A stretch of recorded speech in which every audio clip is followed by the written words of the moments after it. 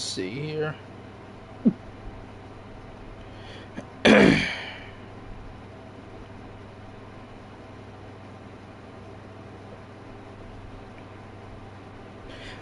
Hello, Frog. We are here for some Bloodborne.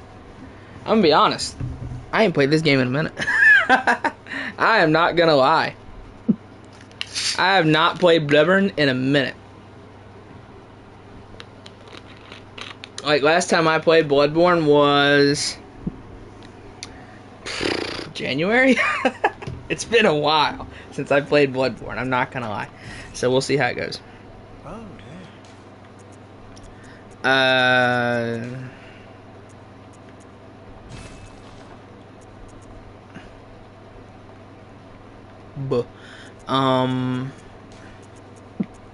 I should probably go for just, like, balanced here, because, like, I really need to, like, I need to make sure I have enough stats to use all the weapons for this, because this run is going to use, like, every single one of them. That's probably the best for it. The only change I really make to this is... Where's the hair? I've not played this game in a minute. And approximately a hot minute. So, this might take a second. I might have to, like, get back used to the game a little bit. Okay, I need to get, like... How do I get pink? I need, like, pink hair. Yeah, bright. There we go. See, that's what I'm talking about. I don't know why I'm doing this. I don't know why I'm picking this hair, but whatever. Hair.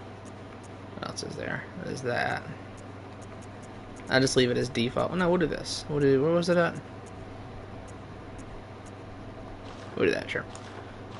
There you go. Bright pink hair, chat. There we go. That's all we need. All we need for this. Yeah, I have not played Bloodborne in a hot minute. So, we'll see how it goes. I don't imagine I'm that rusty. I mean, I played the Liza P DLC, so, like, I'm used to the controls, and I'll probably never forget how to play Bloodborne, but still. It has been a little while since I played this game.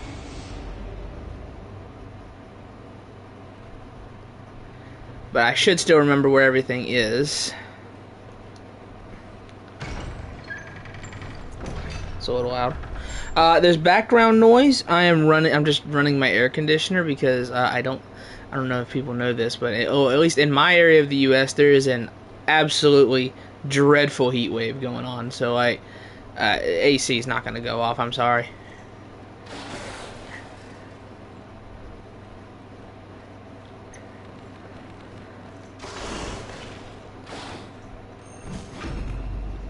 Yeah. There we go. Well, I got that. Sound effects are good.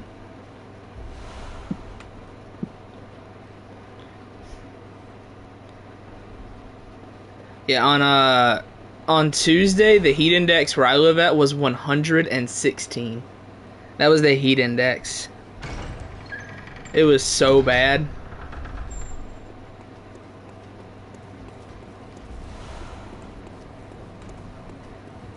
It was so hot outside, man. It was miserable. No two ways about it. It was absolutely miserable.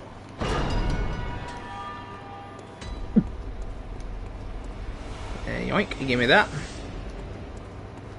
You know, I could be hell diving, but instead I'm playing Bloodborne. What am I doing, you know?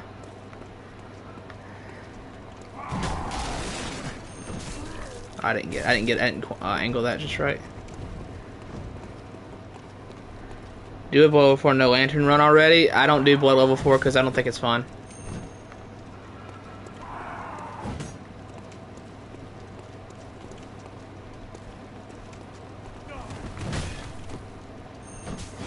There we go. Got him. I don't do Blood Level 4 because I don't think it'd be fun. I don't doubt that I could do it because I'm 100% confident I can. I played this game 30 times for Christ's sake, but I don't think it would be enjoyable to do, so I won't do it.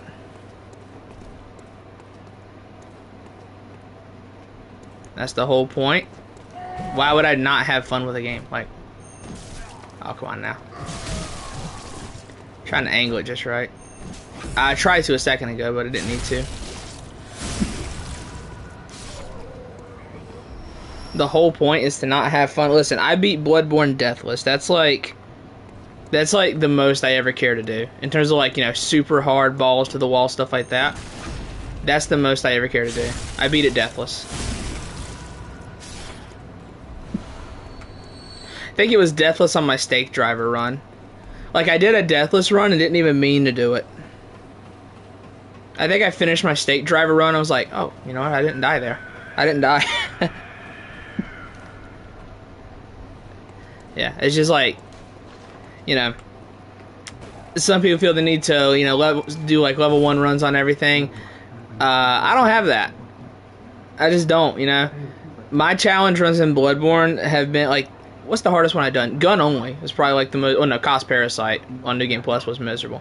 But if we're talking like specifically, like, you know, using a weapon that you would not normally use, gun only, I guess, is my only challenge run I ever did.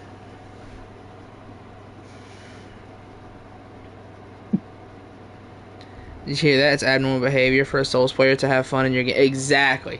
I'm not surprised people say that. I'm not surprised at all.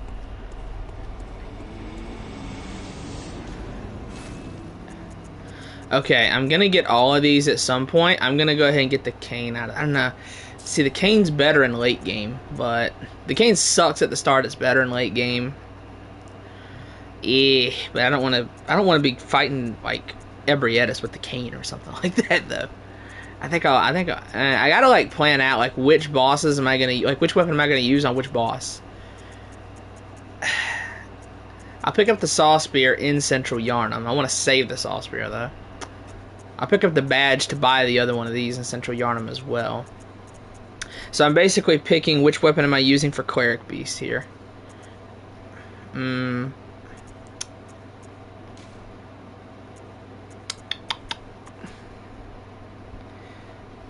No, I'm not using the like the Lost or Uncanny. There is one exception to that, and that is I am going to use a glyph to go get the Beast Claw, because you know I'm not going to go into like I would have to beat Thumeru. So I'd have to be Upper Thumeru, Central Thumeru, Lower Thumeru, and then it's on layer 2 of Laran. So I'm not doing that. I will use a glyph to get that weapon, but I'm not gonna like, you know, go way out of my way to get it, because the bosses we're doing all base game, all DLC, and then we're gonna do 5 chalice bosses. We're gonna beat the layer 1 and layer 2 boss of Thumeru, get the root chalice, and then we're gonna go into Thumeru Hill and do those 3. Basically every boss you would have to do for platinum with a little loophole. we're gonna use a little loophole to get to some of those chalice bosses, but listen, we'll get to it. I think Hunter Axe is probably the best thing to do here. Saw Cleaver we want to save. Threaded Cane is good in the late game, but it's bad at the start. I hate to go ahead and burn the Hunter Axe on Cleric Beast, but I think it's probably the best one to pick here.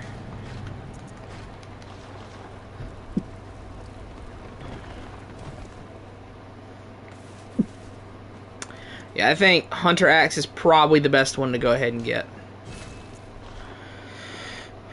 But yeah, no Lantern Run. I don't really care to do that. It doesn't really seem interesting. Blood level 4, it just doesn't seem fun. I know I can do it, but like, it's just too time consuming, dog. X-Mail, go work 50 hours a week and then come home and do and spend your time on Blood level 4.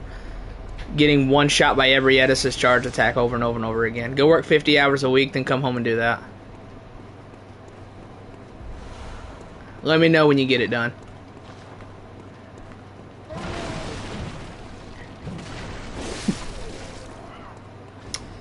Yeah, the only exception here is going to be the no item. The only exception to the Lost and Uncanny thing is going to be the Beast Claw, because I'm lazy. Well, not lazy. I would have to use every single left-handed weapon to get to it normally, which like that's not happening. That would take a lot of stats, because to even make like guns a viable like full damage option, it takes 99 blood tinge, and we ain't getting a 99 tinge in this because we're not using the Cum Chalice to level up. We are going to use it to buy max vials and bullets because I do that every run, but we are not going to use it to level up. That ain't happening. If you use the Cum Chalice to level up, you are weak and your bloodline is weak.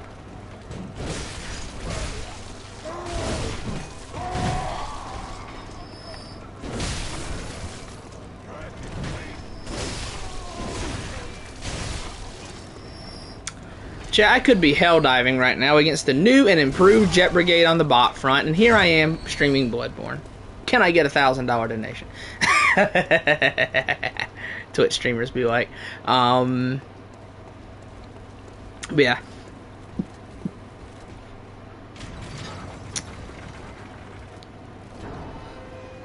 Fine, yeah, I really like the new bots. The Jet Brigade is really cool. It makes the bots a lot more in your face. The bots, you know, have always been kind of distant, but it makes them very in your face. I really like the new Jet Brigade. I think of all the sub factions like Acid Strain, Predator Strain, Acid Strain, Predator Strain, Incineration Core, and Jet Brigade. Jet Brigade is the most fun right now. I hate Predator Strain, man. Hate it. Can't wait for the Cultists for the Illuminats to be added, though. Let's see. Exactly what I do in that. Yeah, I just buy vials and bullets, and maybe, like, some consumables. But I probably won't do consumables on this run because, like... Oh, wait, I can't parry. Well, I can on the enemies, but not on the bosses. I can't parry on the bosses. Oh, what? How did that... Oh. Ah, very accurate.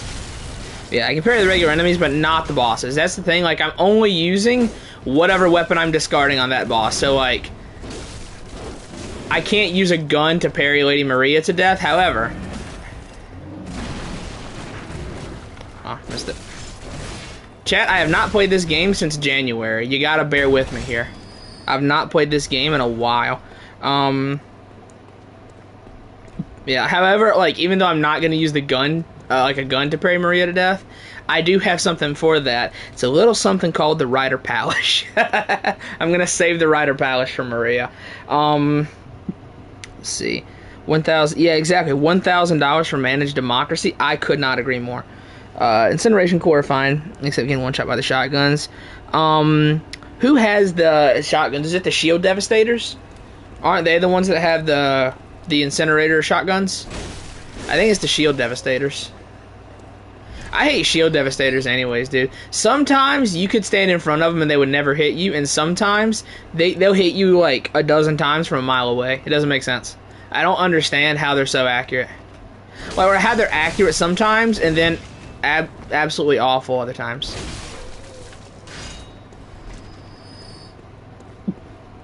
Oh, I got a notification from a Divers Hub. Multiple attacks from the automatons.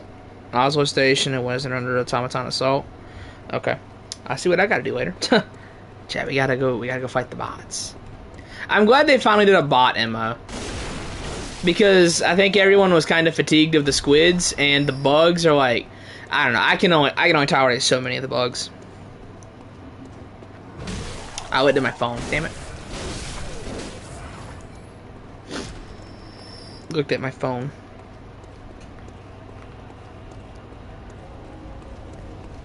Yeah, I think Incineration Core is fine. Like, and as long as you wear like fire armor, it's honestly like just as easy as normal bots, as long as you're wearing fire armor.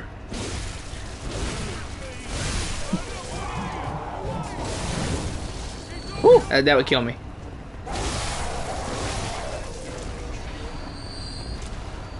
Problem is though, you have to wear fire armor in that case.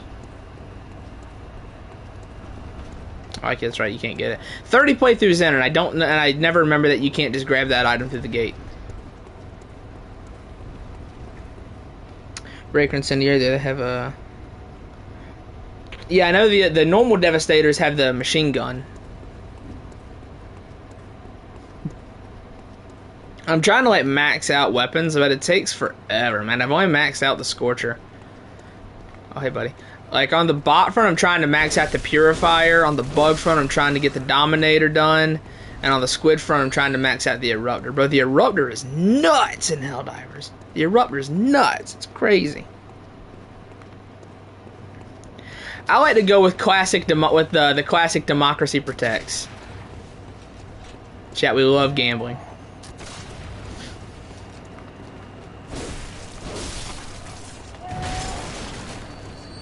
Make sure I don't get jumped here.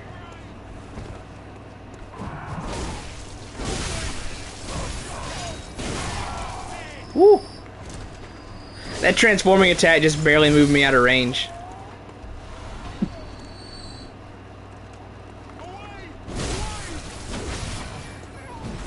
Yeah, the only one I've got maxed out right now is the Scorcher. I maxed that out in the... Oh, don't kill me. I maxed that out in the Super Earth thing. In the Super Earth fight. No, thank you. Ah. Bro, I gotta remember, like, I can die. I'm like not playing super well. You gotta remember, this is like start of the game, and counter damage is nuts in Bloodborne. If I'm correct, what makes counter damage in Bloodborne way worse is like in other Souls games, like in other Souls games like Dark Souls 2, I know, like counter damage is flat. Like you'll take like an extra like ow, I didn't even see him. Like an extra flat 200 damage. But in Bloodborne, counter damage is percent based. Like you just take 50% more damage from counter hits in Bloodborne. That's what makes counters in Bloodborne so much worse. Whereas in the other Souls games, I think it's just a flat number.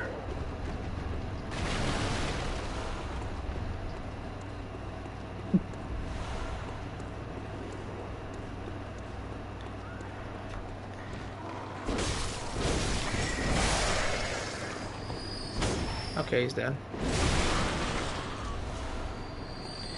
See, Liberator Carbine. I don't have Viper Commandos. I should get that for Experimental Infusion. I don't have that. And the Bushwhacker. I hear the Bushwhacker's good on the bugs. Chat, we're just going to talk about Helldivers in this Bloodborne stream. I play it too much, man. I play it too much.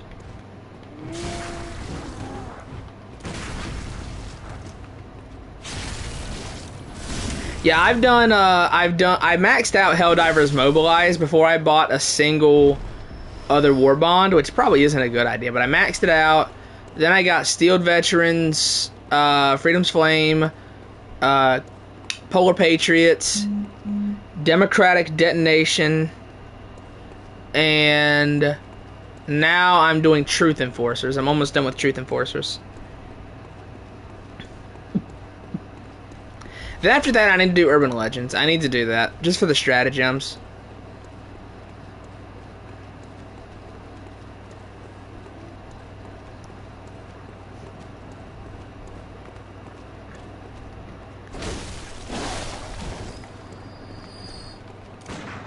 Like, I want to do Chemical Agents and get the dog breath for bugs, but like I need to eventually do, or I need to do Urban Legends sooner rather than later.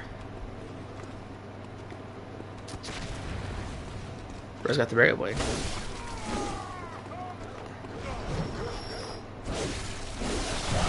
Ow.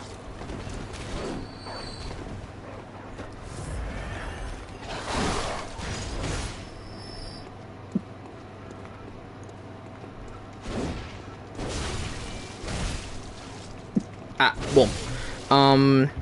You on my PC? I did not, because I don't have the storage space in my PC. Helldivers takes up so much of my storage. I need to upgrade it, but I keep like coming up short on the money for it. But yeah, I haven't done it yet.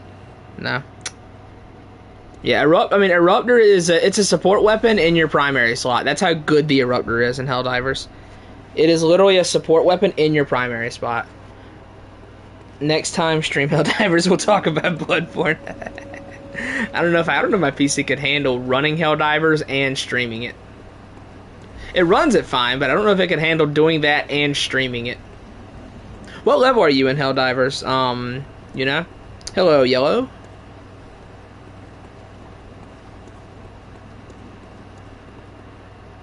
Will this be a sober speed run? Not a speed run, but it will be sober. Unless I change my mind. I do have some Crown Royal over there in the corner. I could get that. Chemical Agents is peak. Gas Dog makes bugs much more fun. Yeah, Gas Grenade is just good on everything, man.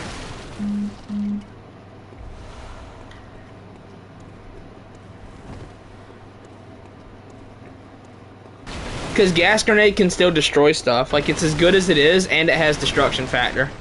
Like, it can... I know it can... It can blow up ships. It can destroy fabricators if you throw it in the hole. It can destroy bug holes. And can it destroy Illuminate Tesla towers? I don't know if it can. I think it can. I think it has enough destruction power to do it. But I forget. I don't have the grenade.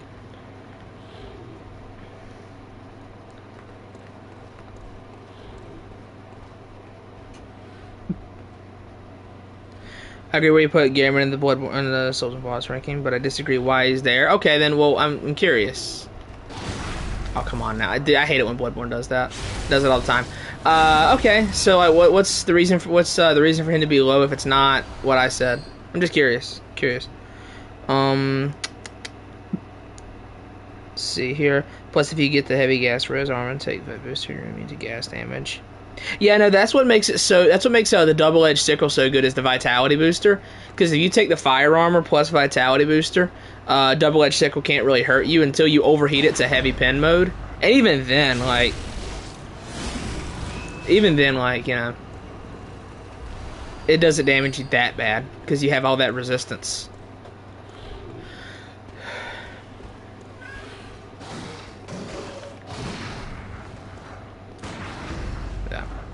Gotta remember how to play, chat. It's been a few months.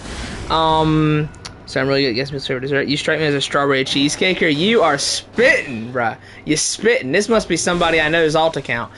That must be exactly who this is. Bro, it's spitting.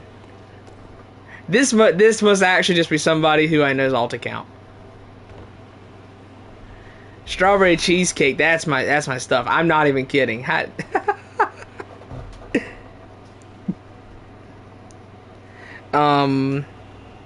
Let's see, I'm level 112. I'm level 91. I'm not there yet.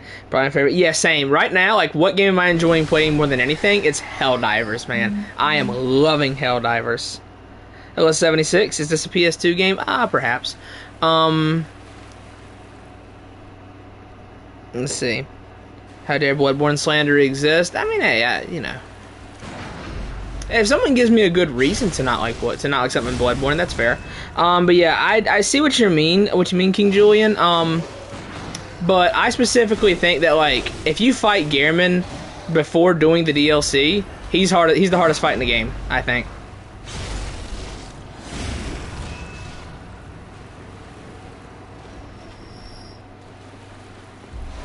I think if you fight Gehrman before doing the DLC, he's probably the hardest in the game.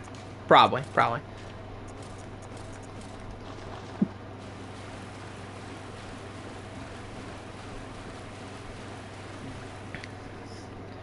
Yeah, strawberry cheesecake is in fact peak. You got me. Let's see, what's your favorite dinner? I don't know, man. It depends on the day you ask me.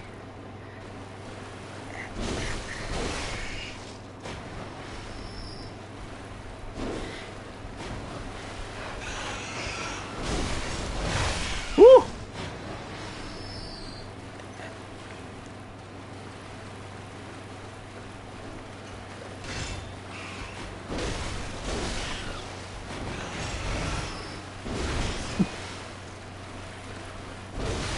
Do that. He calls it supper. I do call it supper, yes, because, you know, I am. Yeah, I mean, I'm from the south, so I say supper. Yeah.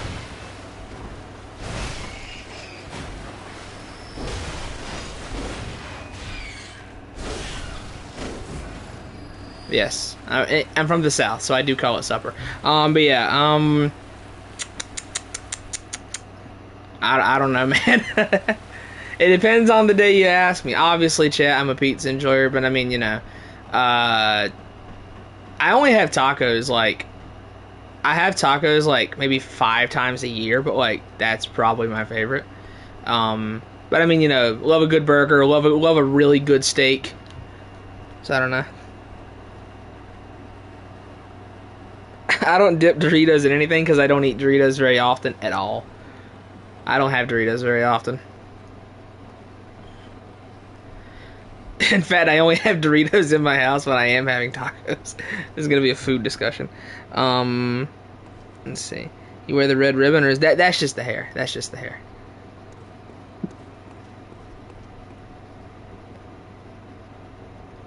Let's see here.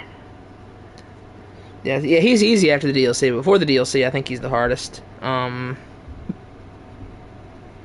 see here.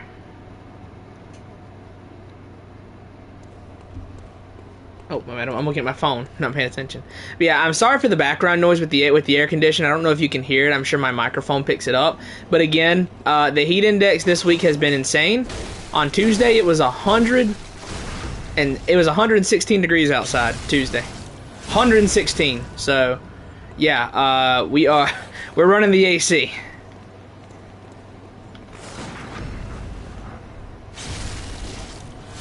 Name 17 things you love about FF16. Oh, dog, okay, here's the thing. Let's put me in a hypothetical situation. Aliens have got a laser pointed at the planet. If I can't name 17 things that I love about 16, the world is gone. It's done for. Sorry, the world's gone. Come on, do something.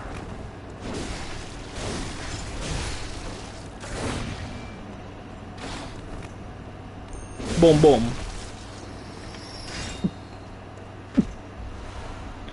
On a normal run, okay, see, the thing with me, like, that I do in Bloodborne is, like, I don't just run past enemies. I always kill every enemy, and I always pick up every item. So, like, I do full runs, like, normal runs. And it usually takes around, like, 14 or 15 hours, normally.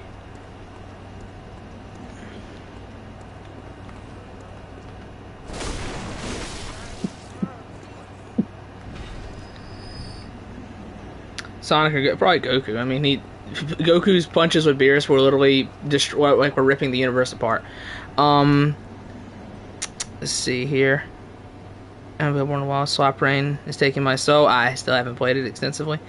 So a pretty cool boss list. When is Night Rain version coming out? Okay, so the current plan is, first of all, I'll fight the Night Rain bosses when there's like a boss arena mod on PC, like what Elden Ring has currently. So that way I can just pick them and fight them, because like I'm not going to play Night Rain to fight those bosses. I'm just not going to do it. But I'm going to make an updated boss ranking after 3 more games. So after I fight, so like Night Rain is 1, and then the bosses of Duskbloods will be 2. Because Duskbloods is going to have bosses, obviously, because it's PvPvE. And maybe I will like Duskbloods. We'll see. But as of right now, I think it's slop. But yeah, so Duskbloods is 2, and then whatever a third FromSoft game is. Then I will make another list. I'll tell you, if I were to make that list again right now, Midra would be number 1, and Moog would probably be number 2. If I were to make that list again right now, it'd be Midra and Moog at the top.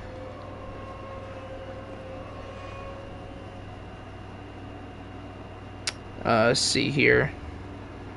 Okay, appreciate it, 76. Enjoy your food. Yeah, if I were to remake that list right now, Midra and Moog would be at the top.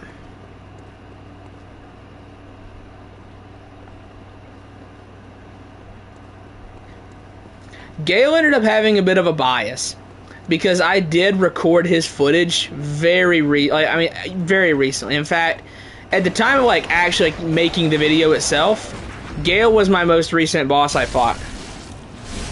So Gale had a big bias going into that list.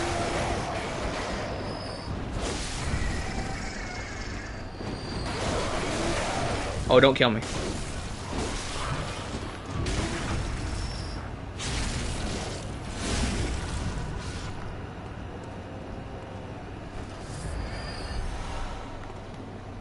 Yeah, Gale had a huge bias on that list. And there were some bosses that I hadn't fought in a while that I got the footage for a long time ago. 3 in particular would be Ebrietis, the Rotten, and Flexile Sentry. All 3 of which are higher than they should be. because I just hadn't fought them in a while. Took a while for me to play Elden Ring. I mean, same. I didn't play Elden Ring till like a year and a half after. Took me a while to play it. So the world's gonna explode a pizza. What topic you give niggas to research human history? I'm just a classic pepperoni guy. I'm basic. I'm very basic. I'm sorry. I'm afraid that I am basic. Let's go this way and do it. Hottest Soulsborne waifu, Mikola. Let's see here.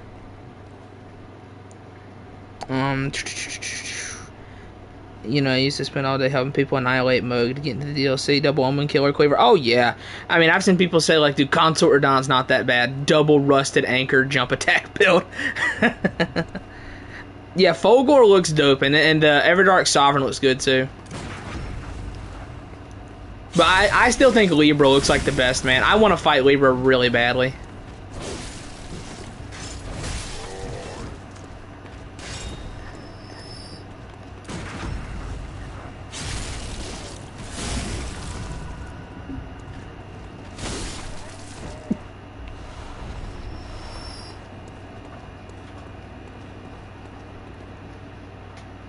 Making a video about Fulgor. I mean, as he should. Fulgor is the coolest. I think, like, Libra, I think, is, like, the coolest looking boss in Night Rain. Like, I wanted a Baphomet Souls boss for a while, and Libra's dope. But Fulgor, I mean, yeah, Fulgor is number 2.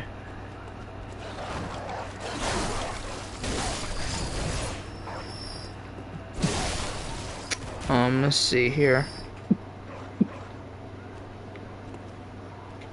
This man's gonna eat Domino's pepperoni pizza. Really? I don't know. I don't watch. See, okay, I don't watch anime, so like, I cannot answer these questions. You know, I cannot. I do not watch anime. Not there's anything wrong with it. It's just not my thing.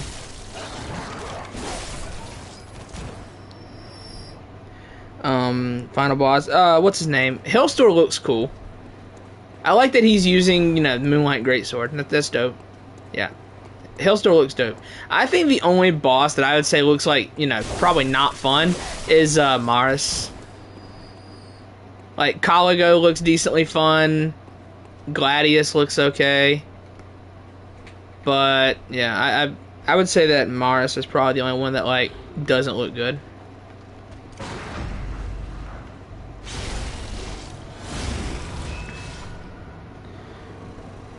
Because... Wait, only messed up stylish but fair. There's for every cool Midra attack, there's a small health bar, so you don't get enough time to appreciate him. For every Millennia Beautiful dodge sequence, there's a waterfowl dance to ruin your fun. That's fair. For every lore buildup of Metter, you get Metter. Yeah, that's pretty good. I mean, that's true, dog. That's true. You know, Metter is a very important figure in the lore. It's a shame the fight sucks. It's a shame the fight's trash. I gotta talk to you and get the Blades of Mercy.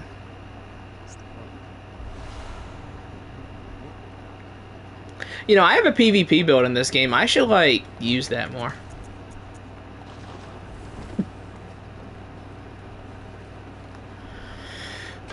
I have, like, a really good PvP build that I set up. I got all the gestures, like, literally every single one of them. Got all the weapons. Let me do this. Make it a little bit easier. I should use it more often.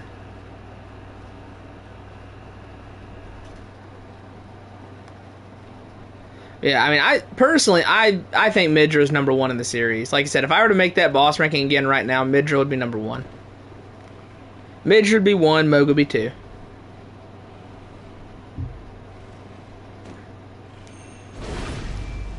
Gale would drop a little bit, because like I said, Gale had a huge, like, he had a huge bonus going for him of, like, he was the most recent boss I'd fought at the time of making that video.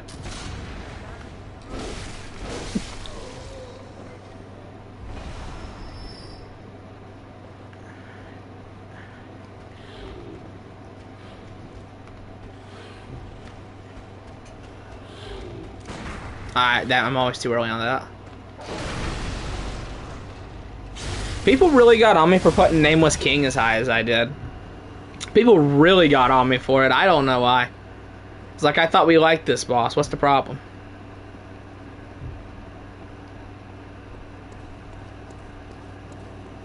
Demon of Hatred definitely ruffled a lot of people's feathers, though.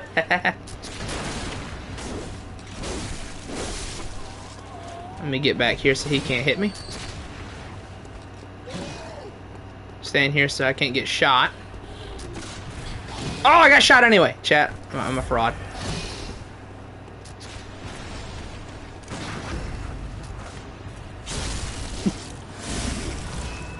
Yeah, King of the Storm isn't the most fun thing ever, but Nameless is dope. That was like that and the bullet at the same time was definitely about to one-shot me on counter.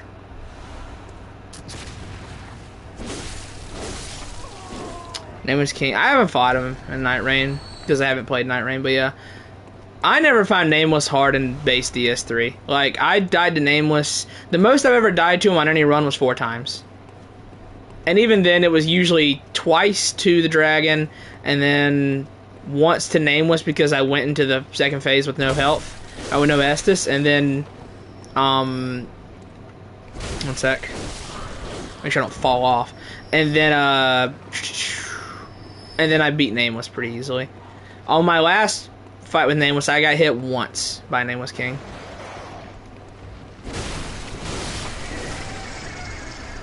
Same thing with Gale. Like, on my first playthrough, I died to Gale a whopping 1 time. On my first playthrough. Gale and Nameless King have both just been always easy bosses to me. I've never found them particularly difficult at all.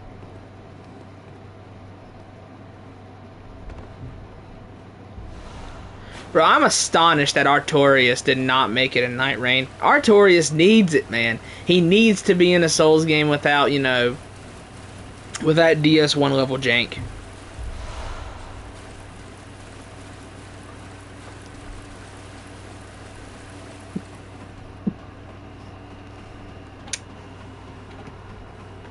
I honestly question some of the choices they made for the bosses in Night Rain, like to bring back. Like, I think a boss that would work really well is Looking Glass Knight from DS2. Bring Looking Glass Knight into it. Smelter Demon was a solid enough choice. He's got big swings. He can hit multiple people at once. He's got AoEs. Solid choice. I mean, yeah, Artorias, like, if we go throughout the entirety of Night Rain's lifespan and Artorias is not in the game, I will be astounded.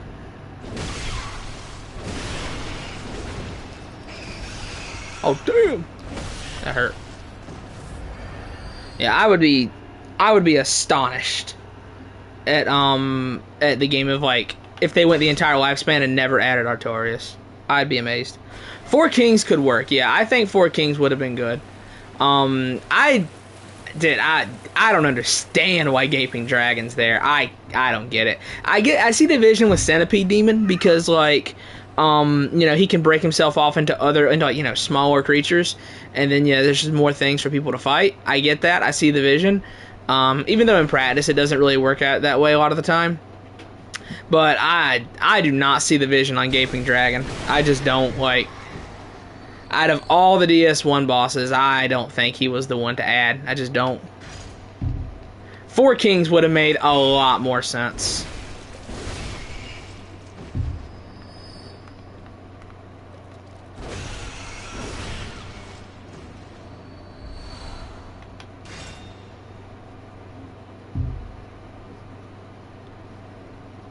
Like, the Abyss Watchers, I think, would have made more sense, too. Like, I don't get Dancer. Nameless King, like, sure, he's iconic. You had to bring him back. But, like, I don't understand bringing Dancer back. That was a weird pick to me. I guess because, you know, people love Dancer, even though I don't think she's that good. People love Dancer, but, I mean, I feel like Abyss Watchers would have made a lot more sense, man.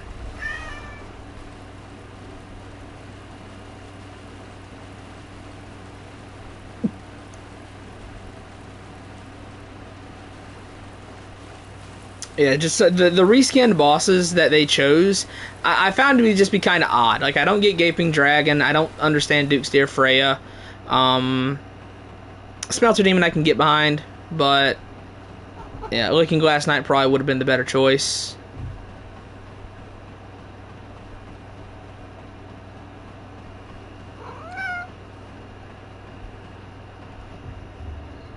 by slaps in a great arena with fire effect spreading. Yeah, I guess. I don't know. I never really liked her that much.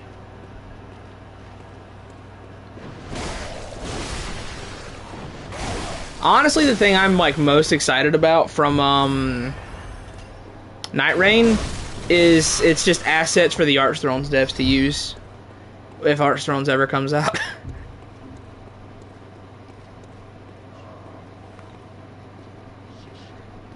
Get Pontiff in there. I don't think Pontiff would work super well for the three players. I don't think so.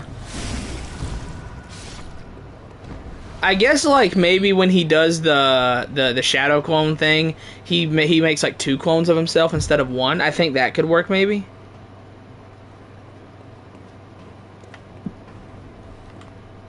If he cloned himself twice instead of once. But if it's just a one-on-one, I mean, I don't think Pontiff would work super well. That's why I said the Abyss Watchers. I'm not that high on them, but like it's a big multi-enemy encounter. It would work well.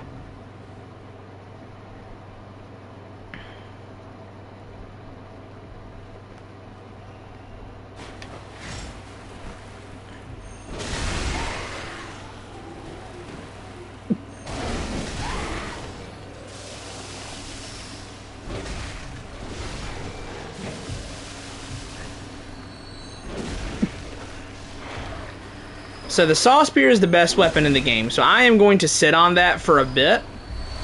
I'm not going to use that for a while. I think against Gascoigne, I'm going to burn the Saw Cleaver. I'm going to save the Threaded Cane for a bit because I know it's better in late game than it is at the start.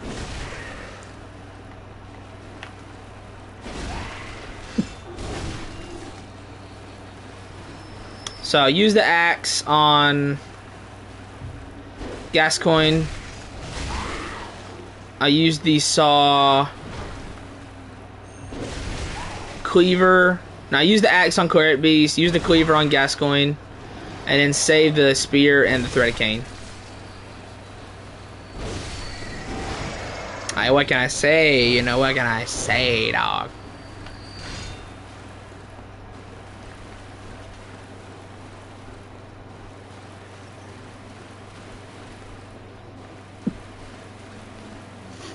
See here.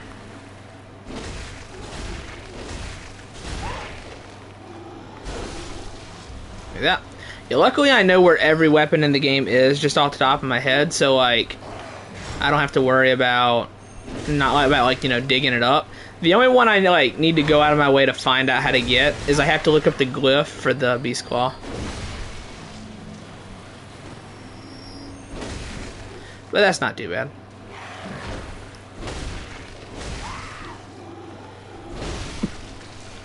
Do that.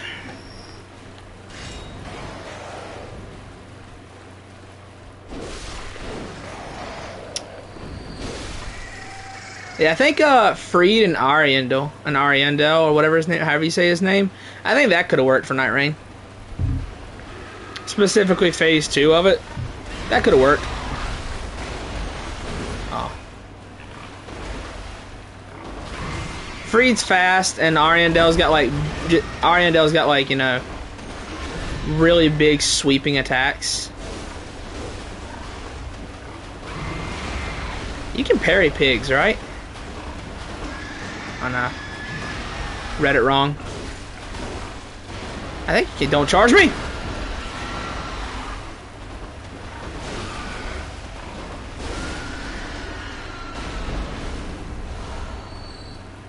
I had a feeling for a second there. He backed up and I was like, oh god, wait, he's gonna charge me. Yeah, I think Freed and Ariandel could have worked.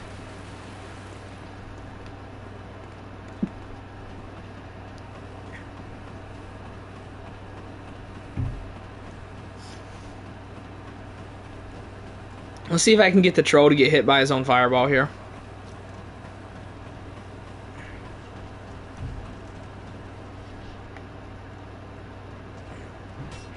Nah, damn it.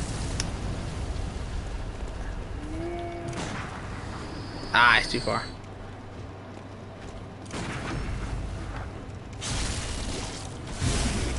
Kill that's... So yeah, we're gonna go fight Cleric Beast. And then we'll come kill Gascoigne.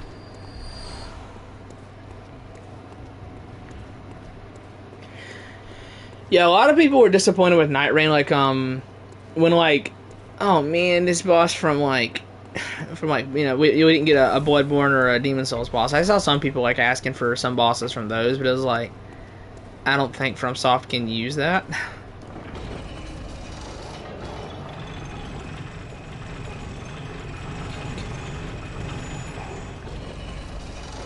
They could have technically used Sekiro stuff. FromSoft owns Sekiro. They could have done that.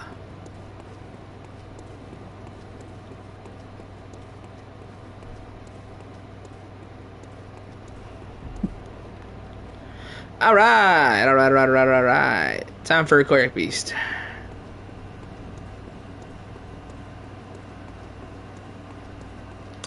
Everything is dead, chat. Everything is dead. Put the gun away because I can't use my gun here.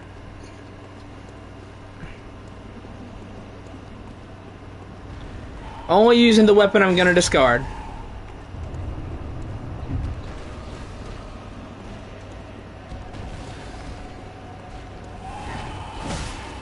Oh, that's a lot of... I forgot how tanky this boy is.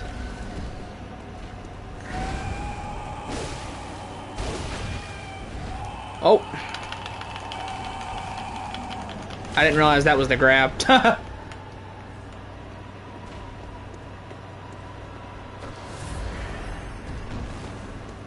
He's doing it again? I've not played this game in a while, dog.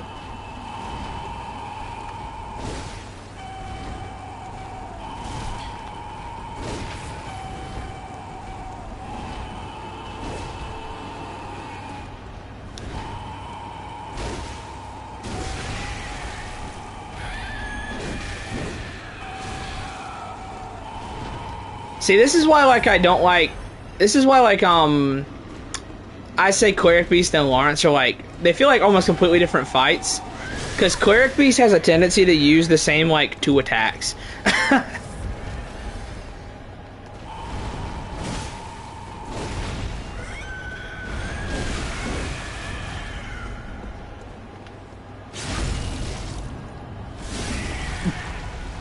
Cleric Beast just has a tendency to not use, like, a variety of attacks.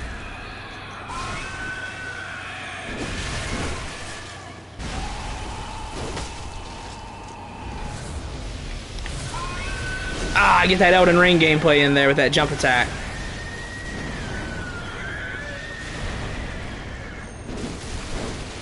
Tragic.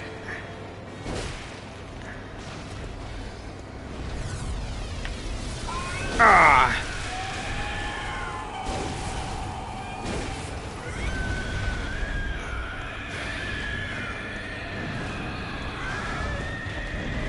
Ooh, don't hit me there.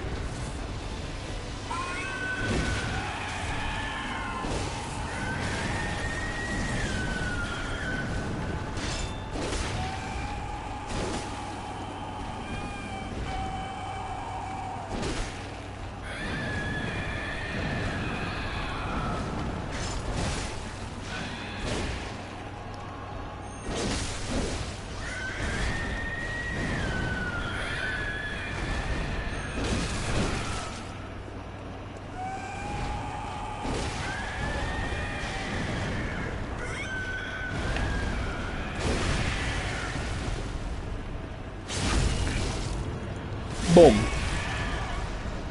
Ah, boom.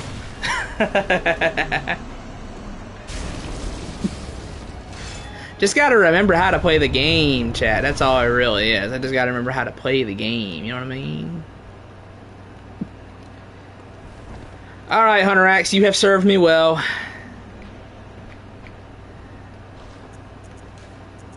Time to go. I'm sorry, buddy.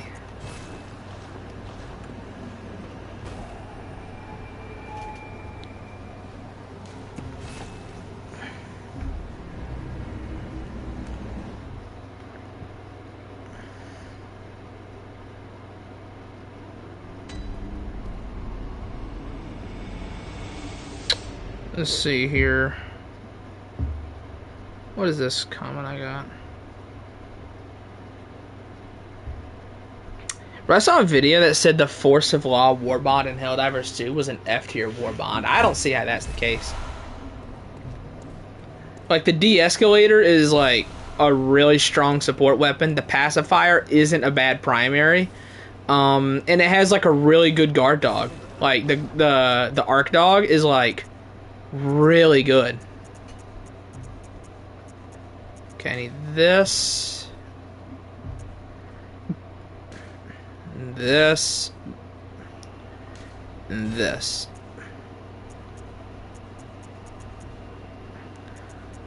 My only issue with it is like team killing. I've gotten team killed so much. Like I've had teammates like running a full arc build, which is cool. However, it's not cool. Like they throw down a Tesla tower, they're rocking the blitzer, they got the arc dog, and they got the arc thrower. Like, all right, dude, this is rough. I'm gonna get team killed like 100 times. Okay, we're gonna bring the Saw Spear on Gascoigne. I'm honestly nervous about Gascoigne because I can't parry his beast form. I'm not that worried about the first two phases, but Beast Gascoigne still scares me. So I am really nervous about that.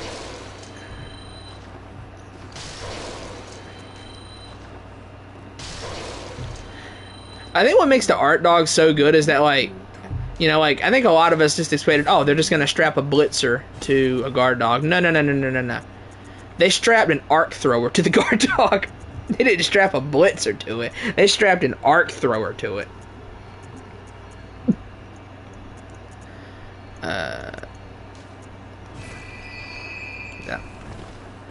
Yeah. Like I said, I was expecting a blitzer, not an arc thrower. Arc thrower is a little strong, just strap on a guard dog.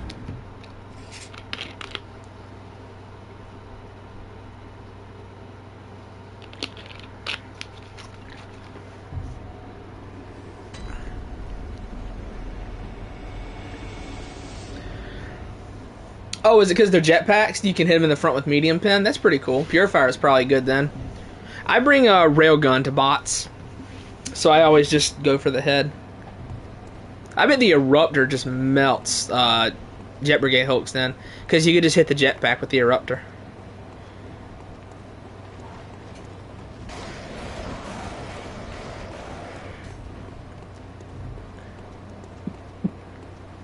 I hope they never nerf the Eruptor, just because, like, it's so good. Like, I feel like we need a primary that, like, you know, let's say you want to run a build that doesn't bring a support weapon.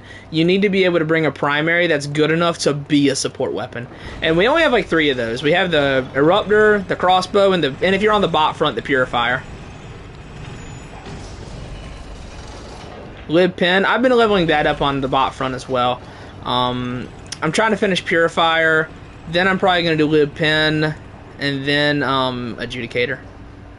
Probably. I don't know. On the squid front, I'm doing the Eruptor. When that's done, I think I'm going to do the Reprimand.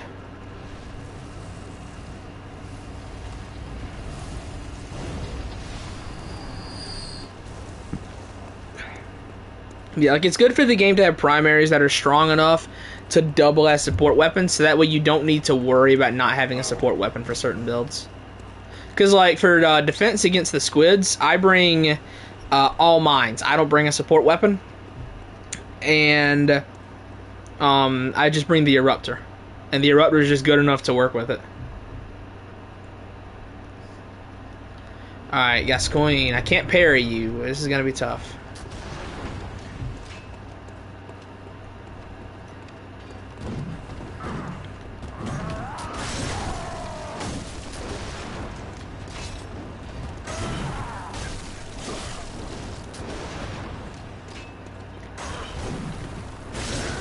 Oh, I didn't stun him.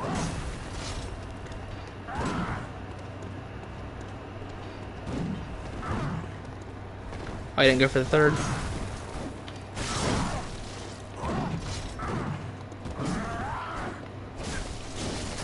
Ow.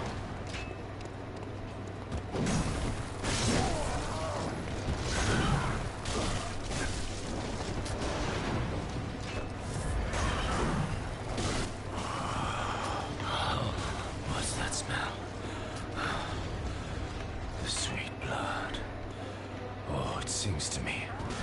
Oh, that did not hit me, game. Sick.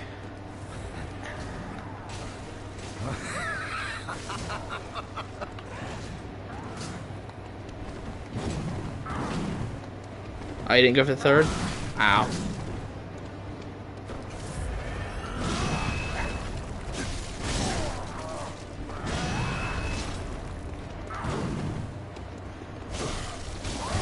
Oh, I hate that attack.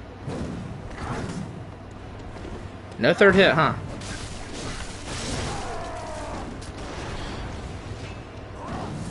Where's the beast?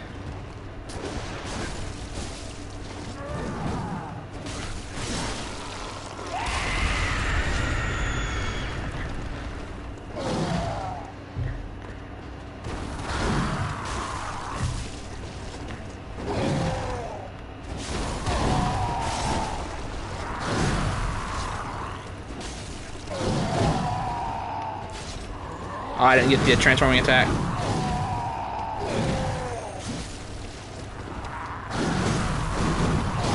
I'm stuck. Nope.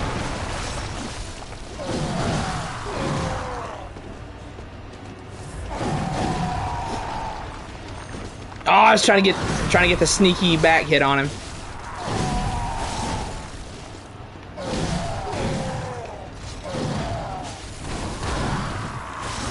Go team.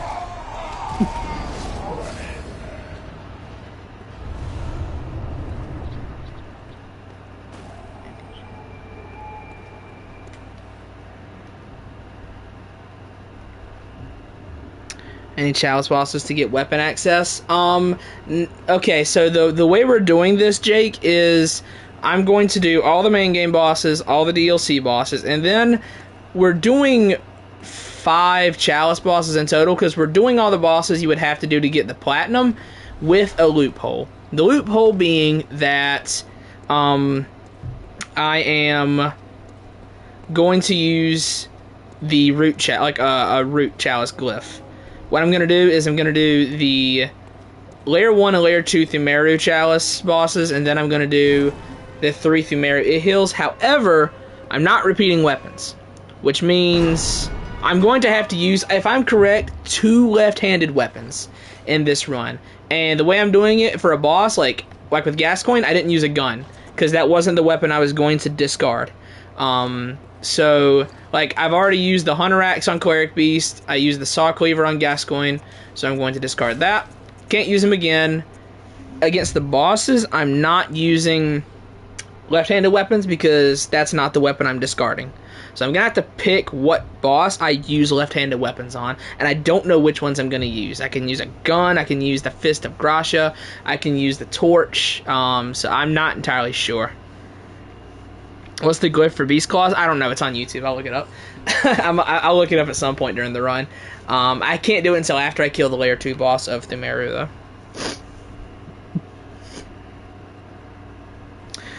Watch my Arc Dog chain an entire squad of jetpack dudes out of the air. I'm not surprised. Arc Dog is strong. It just team kills a lot. Which it's only like super bad on the bug front, where like everyone is always really close together. Because the bug front, like, that's where you do back-to-back fighting. That's where you do a lot of your back-to-back fighting. But yeah, so I'm going to have to use at least 2 left-handed weapons at some point in this run. So we'll see.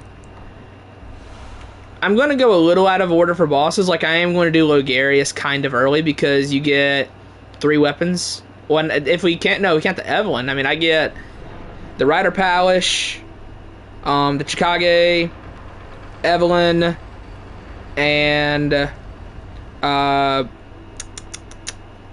can get the Logarius wheel out of that from Alfred's Quest. So, going a little out of order.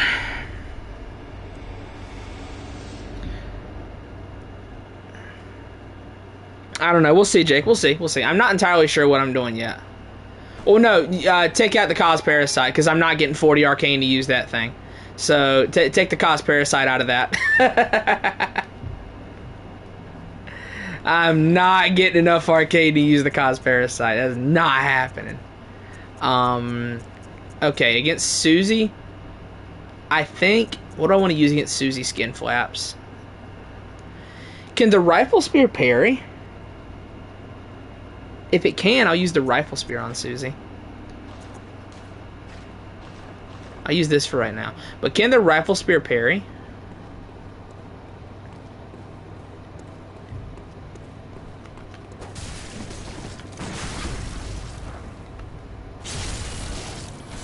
No, Cost Parasite sucks.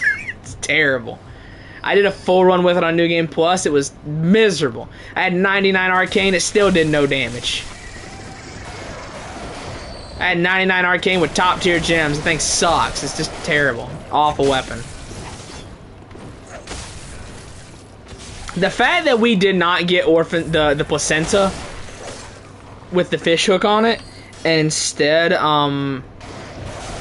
we got the stupid parasite, man. This is so sad. Because I like to imagine the placenta would work like the Puppet Ripper in Lies of P, like where with the heavy attacks you can sling it out and pull it back to you.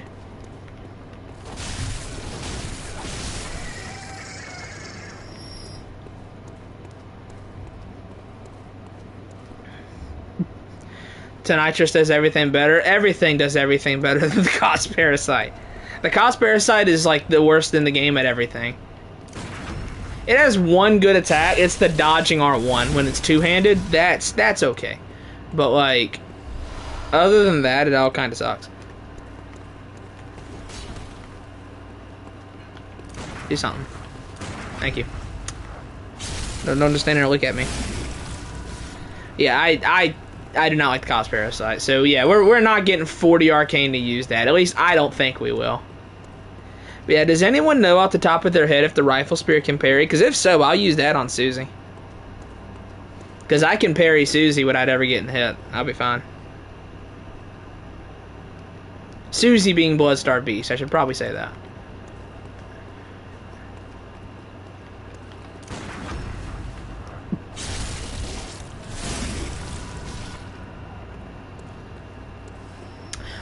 You know, these enemies are not particularly the best with the threaded cane. Let's put the saw spear on for these guys.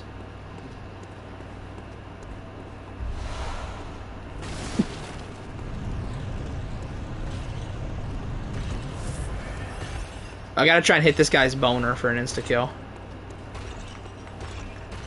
Oh, poor guy. Oh, he turned. Didn't expect him to do that.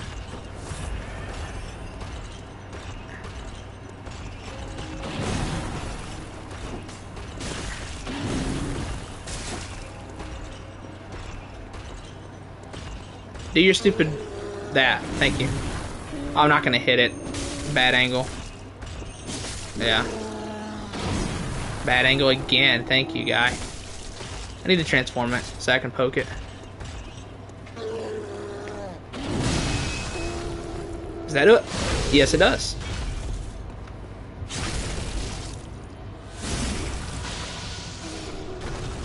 Rifle spear can parry at close range. All I needed to hear. We'll use that against Susie then. There's a good chance, by the way, that the ball church giant down there just kills me. Because I always forget how to fight that thing. So there's a good chance he just kills me.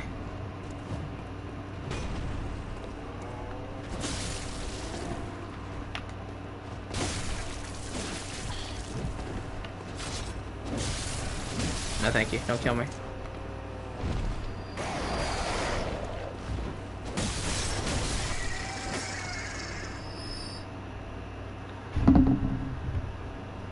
Let's see here. Let's see, straight their vegetables. Yeah, absolutely. Maybe that. Hey, listen, I ate them as a kid too, and I'm 5'2". All right, that's not fair.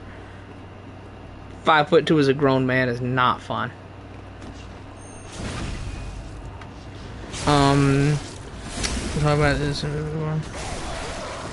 I mean, I think that some of the new bosses are cool, but yeah, I mean, Night Rain is an asset flip. It's just, it's what it is. It's fine.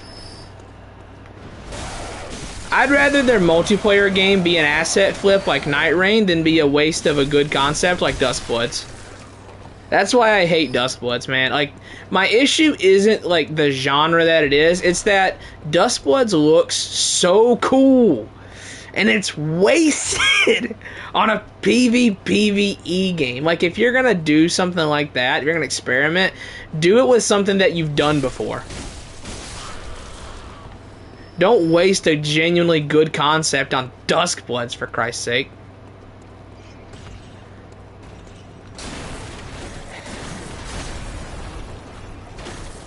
Alright.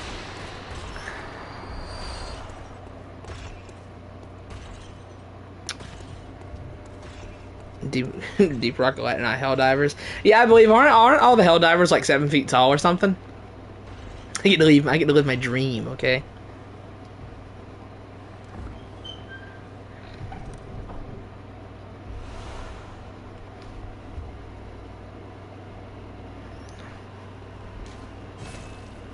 Well, I mean, I don't like roguelikes, but I also don't think that Night Rain... I don't think Night Rain was a passion project, let's put it like that. I don't think Night Rain was a passion project.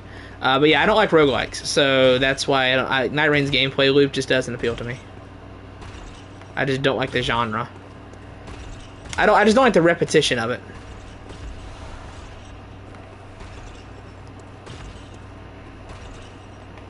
Yeah, I'm not buying a Switch 2 for Duskbloods. Get out of here. And if, I'm telling you, if, like, the Souls tubers go out and buy Switch 2s... Oh, God. I told you I hate these guys. I hate these guys. I always forget how to fight these stupid fucking enemies. But yeah, like, if the Souls tubers go out and buy, Switch 2s just to play Duskbloods, they all better shut up about the Bloodborne situation. Like, there's, like, you can't, you know, scream and cry about how bad everything is, about how bad the Bloodborne and Demon Souls situation is, and then go buy a $500 console just to play Duskbloods.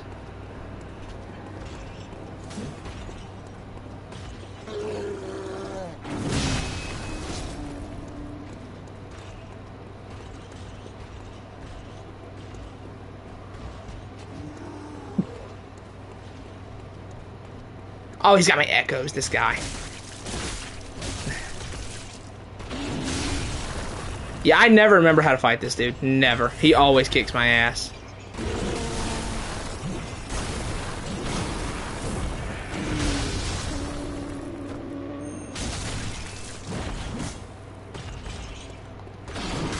I'd be more confident in an Orphan of Cause and Lawrence duo fight than against this guy.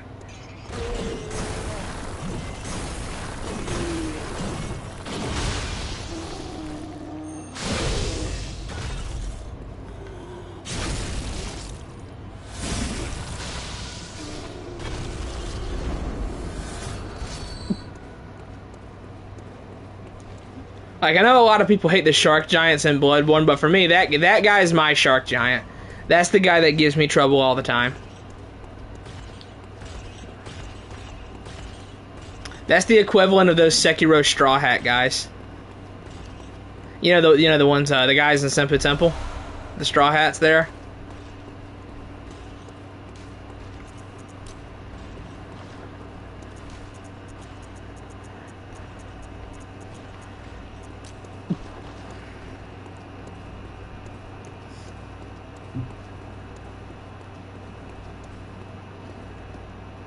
Can I make the dog run into the fire? Don't clip that. From here, you should run into it.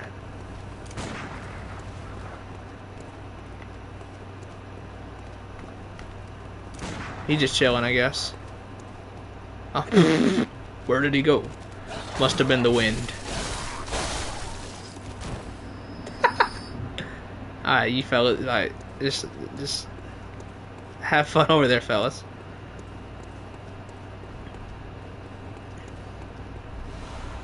That and now we go this way.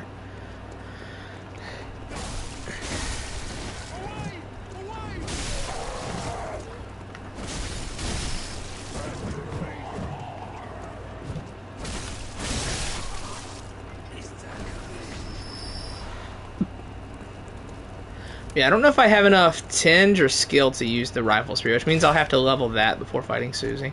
I need to go pick it up and then go back to the dream to level to level my stats for it.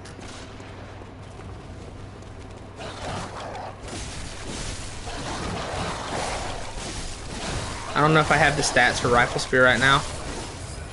I don't think I do. I think it takes like it's like 16 blood tinge or something like that, I think. Right? I gotta stop looking at my phone. I gotta stop looking at my phone, man. One day I'm gonna get killed in a boss fight looking at my phone. That's how I die.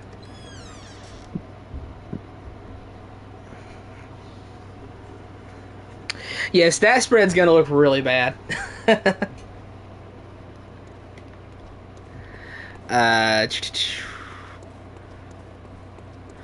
Yeah, after this I'll probably I think I have to do like some like required learning for work or whatever. They assign me like random modules to do, which I'll probably like put the video on in the background for it and then go play Helldivers or something. I will almost definitely play Helldivers after this though, for sure. For show, for show.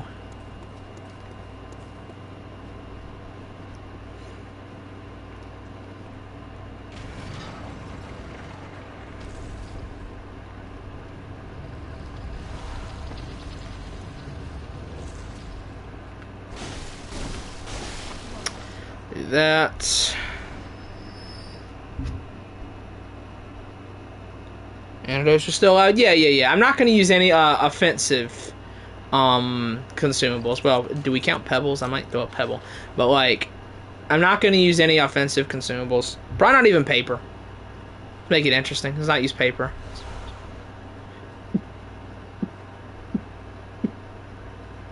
But yeah, I'll still use, like, antidotes and stuff like that. Oh, I didn't have the stamina to shoot.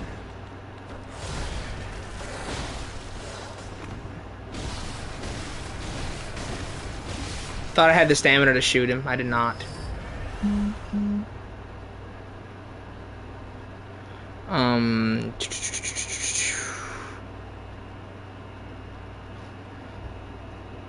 the ball bearings and go to your work. What do you mean by that? I don't know. What do you mean by that?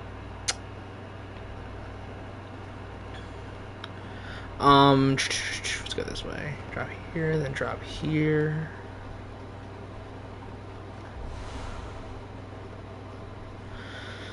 Well, so we'll see how you know, like what order I take the bosses in. I'm curious how I'll spread that order out. I need to play Helldivers, man. I'm feeling the itch, you know what I mean? Gotta help with the MO. I don't know if we're gonna get that MO. I don't think we are. I'm really not sure if we get that MO.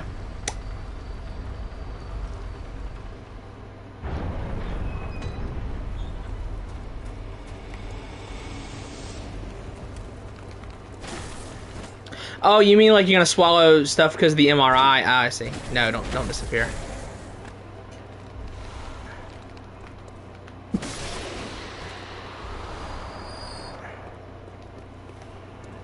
Yeah.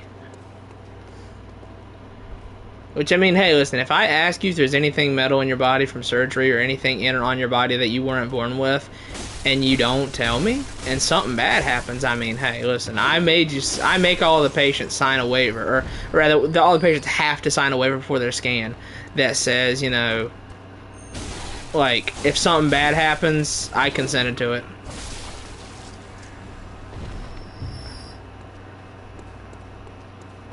Which I haven't heard anybody yet on the MRI, so that'll probably be fine.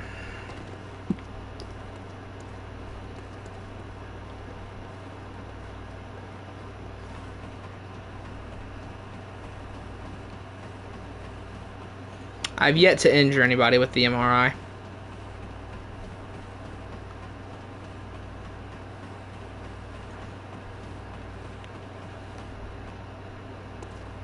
That's... See, here I think we'll... What do? We will get the rifle spear We'll go kill Jura. And then we'll go to the Dream. I'm gonna hold on to the rifle spear for, I mean, not the saw spear for a while, by the way. Like, I might just sit on this for Orphan or something.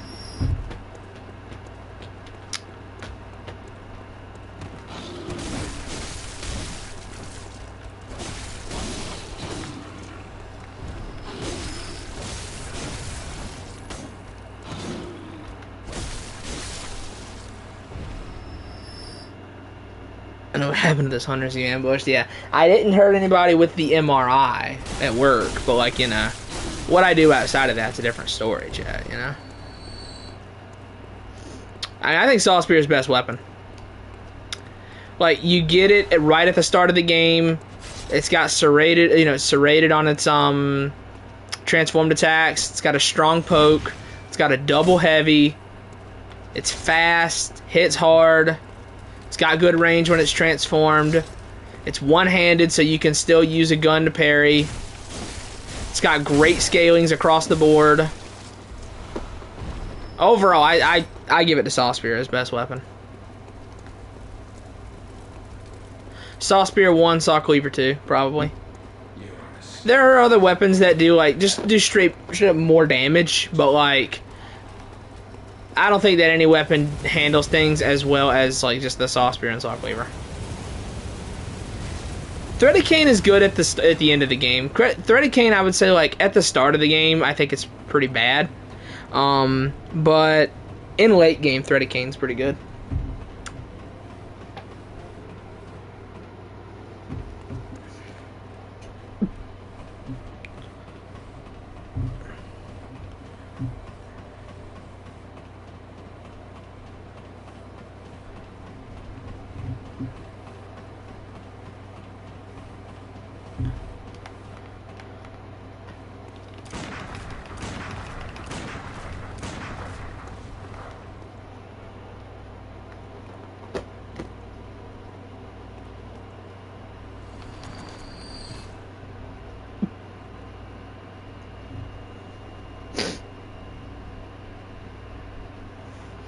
I don't like fighting NPCs. I will fight as few NPCs as possible. I'll fight the ones I have to fight.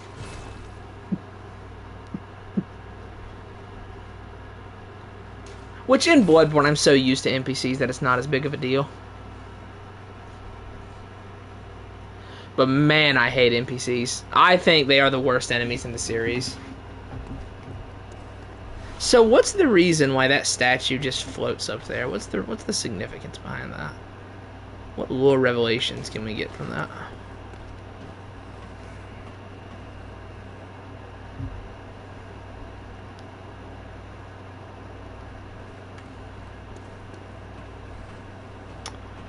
Alright, let's beat up this NPC here. But yeah, I'll probably save Saw Spear for a rainy day. Save it for when I need it. Come on, get on here.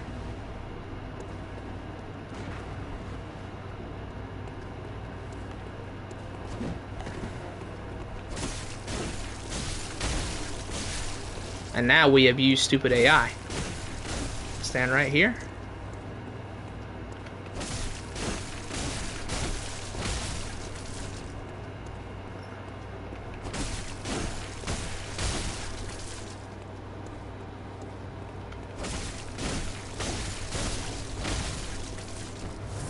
So go ahead and use that blood vial.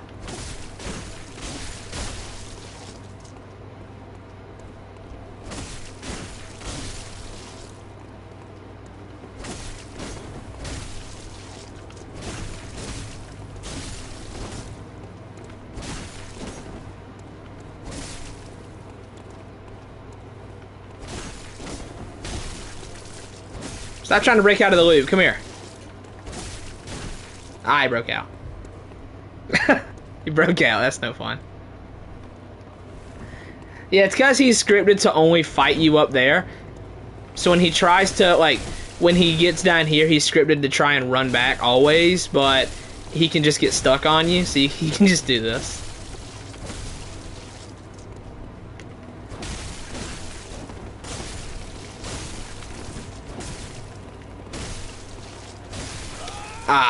Simple and clean. Fair and honest win, chat. Fair and honest win.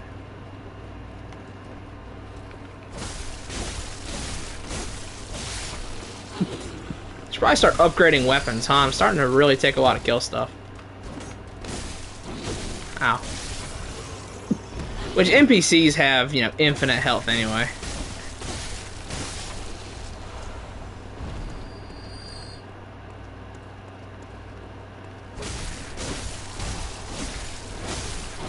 Ow.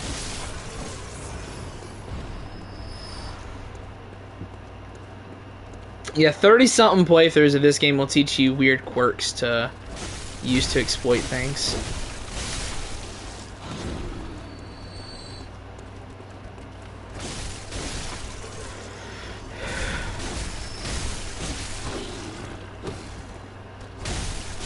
I don't need to really upgrade the rifle spear, because as long as I can parry... As long as I can parry with, then I don't think I'll really need to upgrade it, because I can just visceral. What do you play? I'm playing on PlayStation, yeah. And again, if you can hear the AC unit in the background again, I apologize for that. But it's been too hot for me to turn it off. For those of you who weren't here when I explained it. The part of the U.S. I live in is in an absolutely brutal heat wave at the moment. And on Tuesday, it was 116 degrees Fahrenheit. So... yeah, AC stays on. It stays on.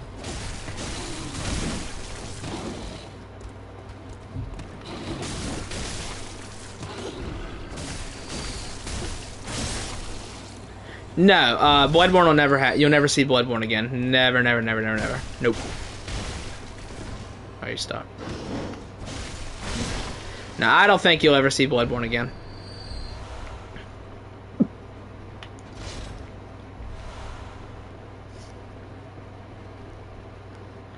So allegedly there's a movie, there's a Bloodborne movie in development, but like, Still don't know if we'll ever see it.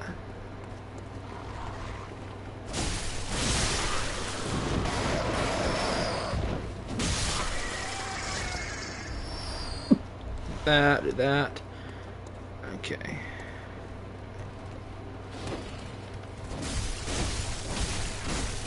Could just go ahead and clear all of Old Yarnum, open up all the shortcuts, and then go back to the dream before Susie. Assuming I can't use the rifle spear. If I can use it, then like I won't go back to the dream, but I don't think I'll be able to use the saw spear. I think my skill is a couple points too low, and I know my blood tint is a little low. I think Resident Evil 9 looks fine. RE9 looks okay. I have not played all of them. I've only played... the only Resident Evil games I've played are 7 and 8. It's a series I've been meaning to play, but like... I don't play horror games very often. Mostly because I'm a bitch and I get scared very easy. But like... it looks cool. I like how horror focused it is. How, you know, over like the action of RE8. Because RE8 was like, you know, it was fun. The gameplay of it was, you know, some of the best gameplay in Resident Evil, at least from what I've heard and from what I've seen. But it wasn't very horror focused, you know. Don't kill me.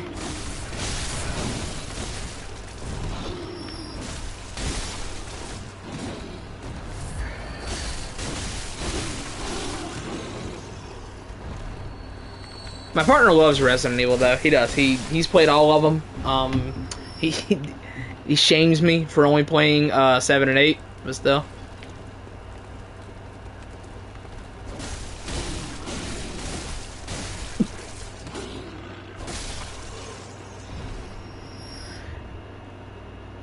Yeah, exact Epstein Island victim. That's a great name. That's a great name.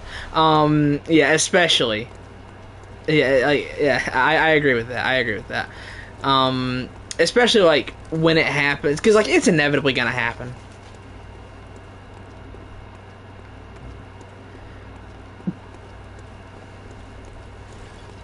I think we see Sony shut down the servers before they ever do anything else with the game.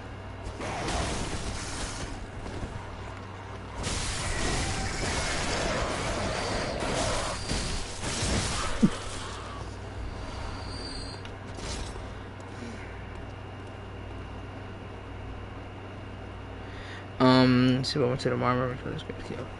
I'm assuming, no, I will not be doing this all in one stream. I don't know how many streams it'll be, but it won't be all in one.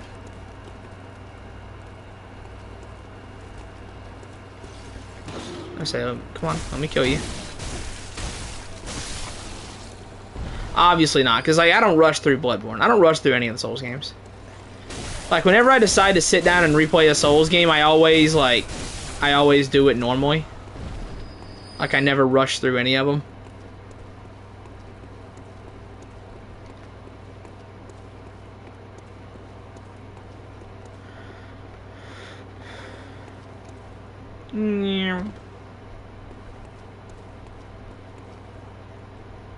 I didn't make it.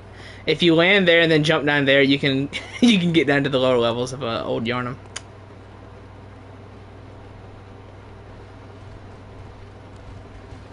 Give me that. Thank you.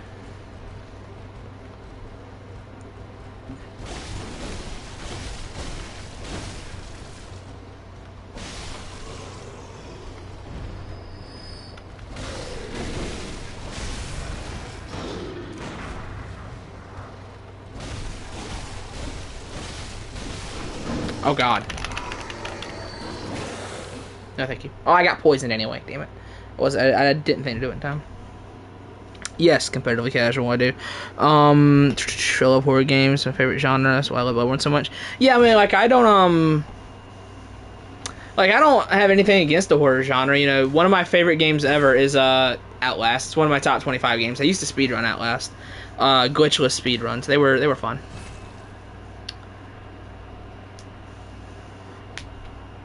Scariest game I've ever played was Subnautica though. Subnautica, I'm telling you, I am built for that.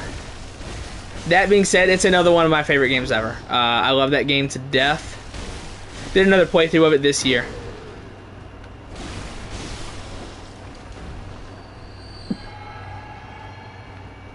Yeah, I am not built for Subnautica. It scares the willies out of me. Alright, get out of here. Let's go. Oh, you see that camera clipping through the environment right there? Can I do that again? Yeah, see a little bit? See that little orange light? That's the camera clipping through the environment.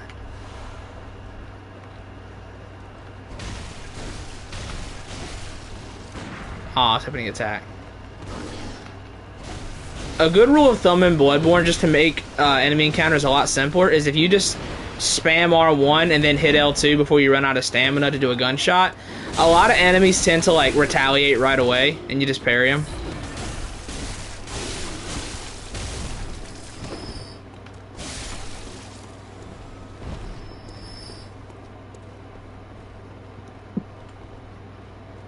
Meow.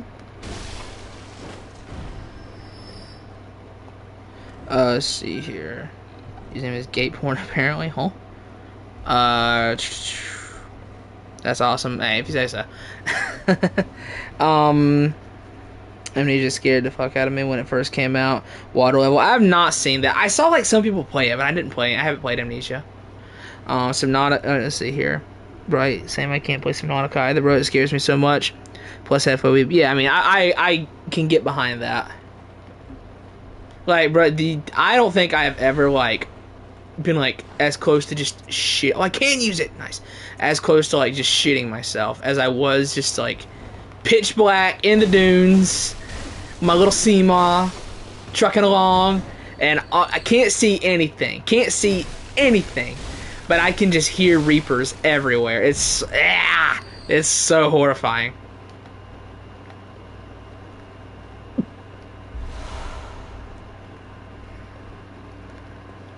Terrifying, man.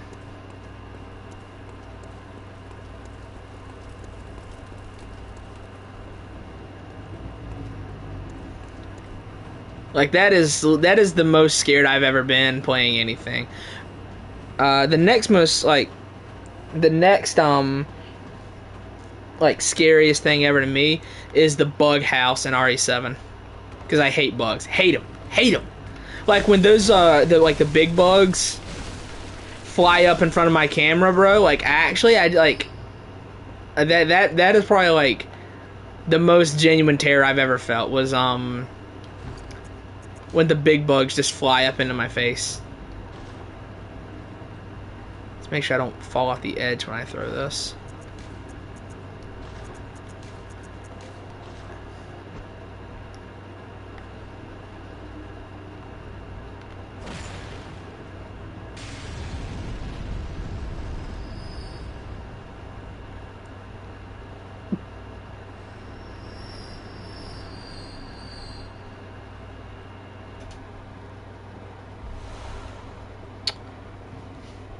Let's see here.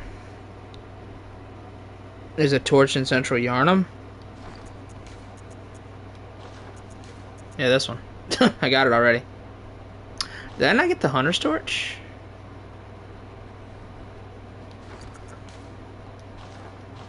I thought I picked that up, because you picked that up in an area I already went to in Old Yarnum. Why did I not get that? I'll go check in a second. Let's see here. Yeah, every time it was night, it was like, it's so scary. Like, every single time I play Subnautica, I make it a point to build my base in a different spot. Like, I've done the grassy plateaus, I've done the mushroom, well, I haven't done the mushroom forest. I did it on the border. My first one was, like, right next to the Aurora in the crash zone, but, like, not back behind the Aurora. It was still in, like, in the safe spot. My next one was still close to the Aurora, in between grassy plateaus and mushroom forest. Then my next one was in the Grand Reef, and then my most recent one I did was in the Sea Treader's Path.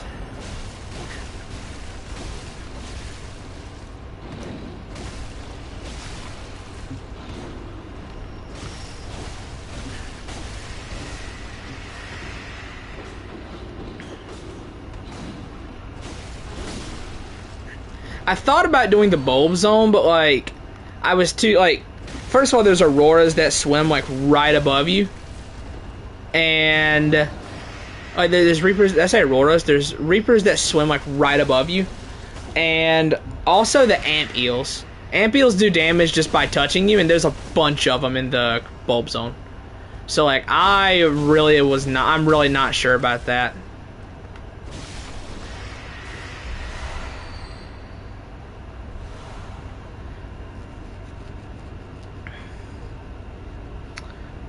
Alright, see you, Frog.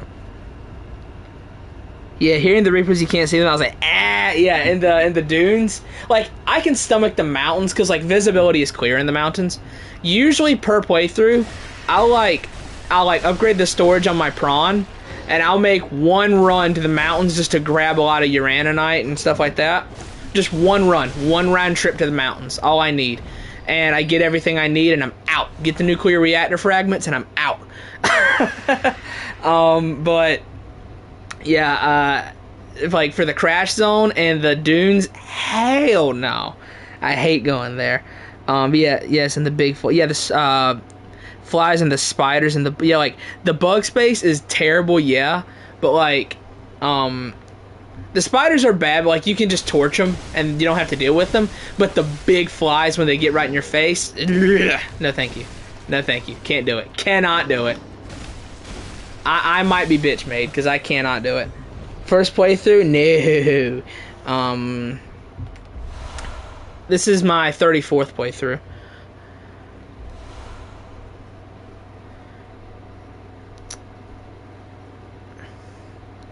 Scariest game might be Ark. I have not played Ark. I don't know anything about that.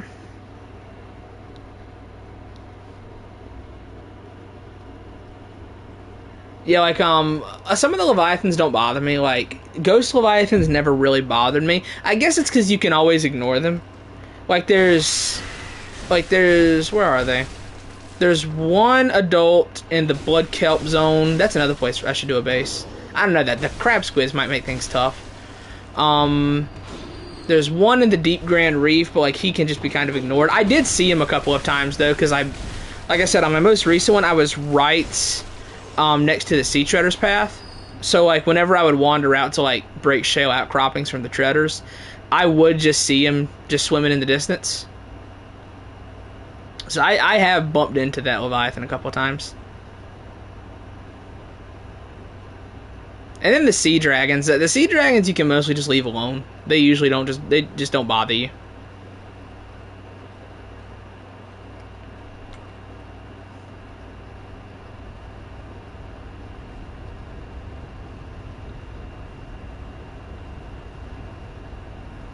I finished the game like 5 times, and I got like 300 hours in or something like that, 200 or 300 hours. Sea snakes, yeah, that's a one like in the jelly shroom caves. There's the crab snakes, and yeah, they like the place has got good resources, but I don't know, man. There's so many of those things,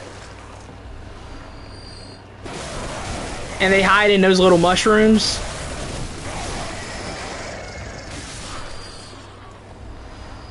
Let's see here.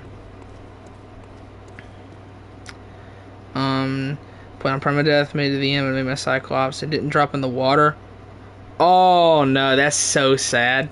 That is so sad. I usually don't use the Cyclops. I'll make it because you have to launch the Neptune rocket because you need the shield thing from it. So you have to make the Cyclops. But I usually don't use it. I used it a couple times in my most recent playthrough though.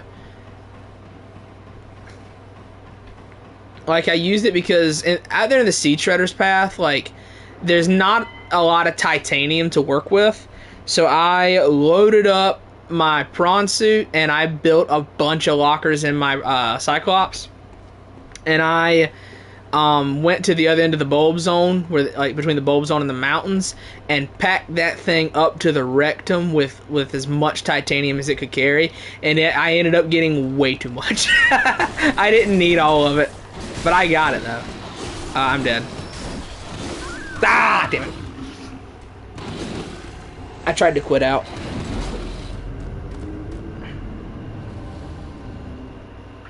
Couldn't get it in time. Those items are going to disappear, too. I should just grab those blood shards. I got greedy.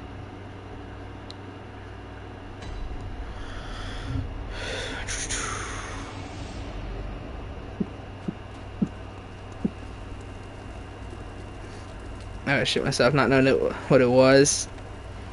Yeah, thankfully those things are friendly.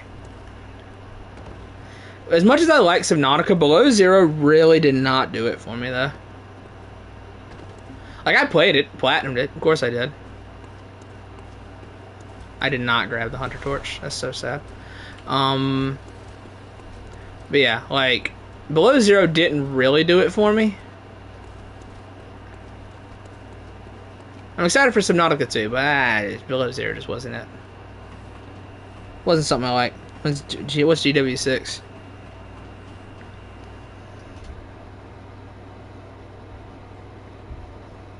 Now I think that Subnautica is a horror game. I call it one. Outlast scared the shit out of me. Last night I haven't played it in a while. Yeah, I played it too many times. I have all the trophies for it, even the permadeath one.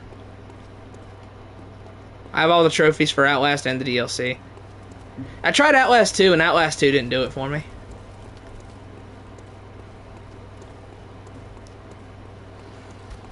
And then I never got around to Outlast Trials. There's just something real special about the very claustrophobic feel of Mount Massive Asylum. Something that Outlast 2 just couldn't really replicate with its wider spaces. I thought I was gonna die.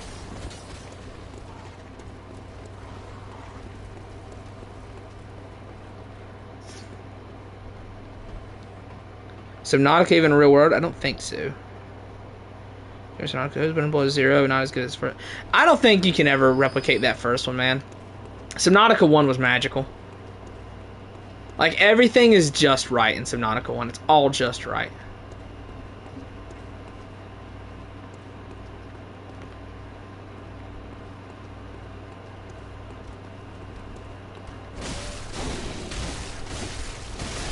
Yeah, my items are gone. Damn it. Oh, no. He respawned because I didn't get his stuff.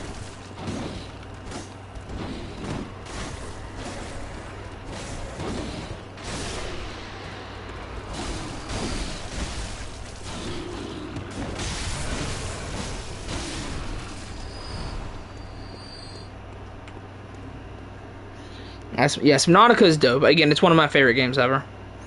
The Blob in the School. Oh, Loudermouse, yeah.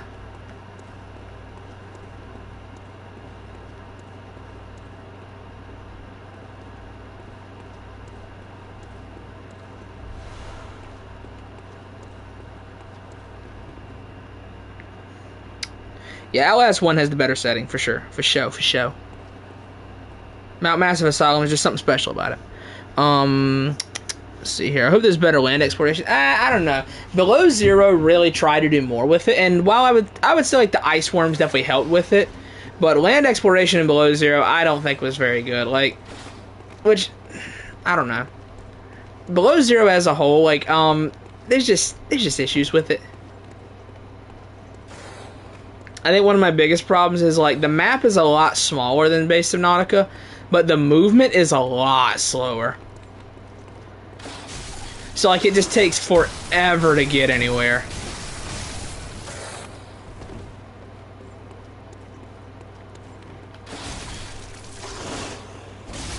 And like when you go on land, it's okay. But I mean, you can just bring the prawn suit on land. And there's nothing to worry about.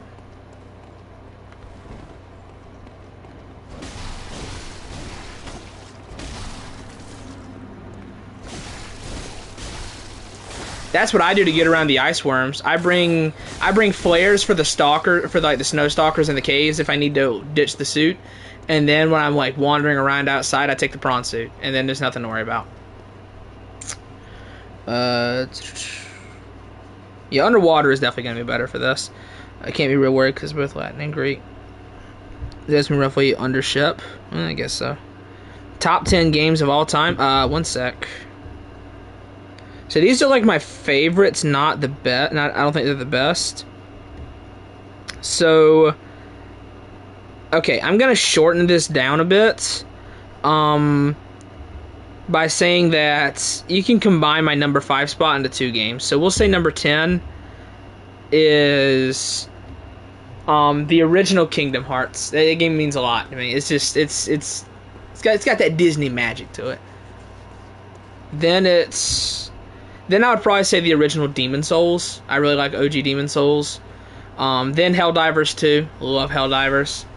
Then Splatterhouse. That is a PS3 game that a lot of people don't know about. Next would be Turok 2008. I love that game. I played it a lot when I was younger. Still replay it every year. Then I'll just say a combined spot of FF7 Remake and FF7 Rebirth. And then Bloodborne. Then Persona 5 Royal. And then Final Fantasy 7. And then number 1, my favorite, is Final Fantasy 15. Dark Souls 2 is number 15.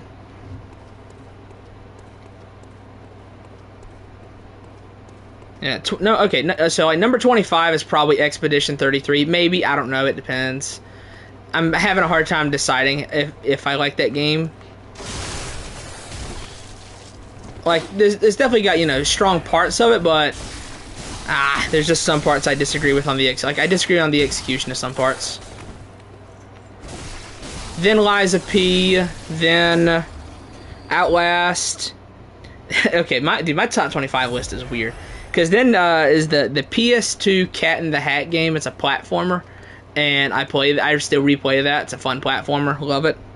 Then Nier Automata, Metal Gear Rising, Doom 2016, Sekiro, Subnautica, DMC Devil May Cry Definitive Edition, Dark Souls 2, DMC Devil May Cry 5, Hi-Fi Rush, Lightning Returns, Final Fantasy 13, Kingdom Hearts 1, Demon Souls, Helldivers 2, Splatterhouse, Turok, FF7 Remake, FF7 Rebirth, Bloodborne, Persona 5 Royal, FF7, FF15. Where's Dark Souls 1? Hey, it's in there somewhere, man. I'm sure it's in there somewhere.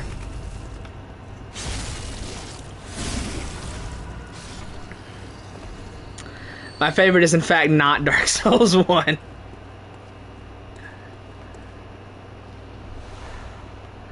Yeah, Dark Souls 2 is number 15. I've only ever played Persona 5, so no.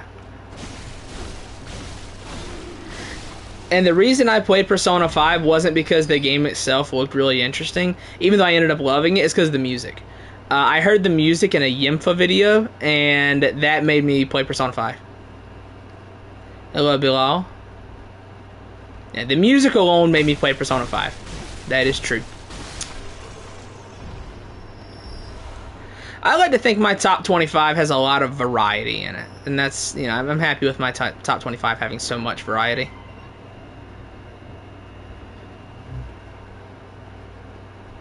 But yeah, I've only played Persona 5. Maybe I'll play 3 Reload and 4 Revival when 4 Revival comes out.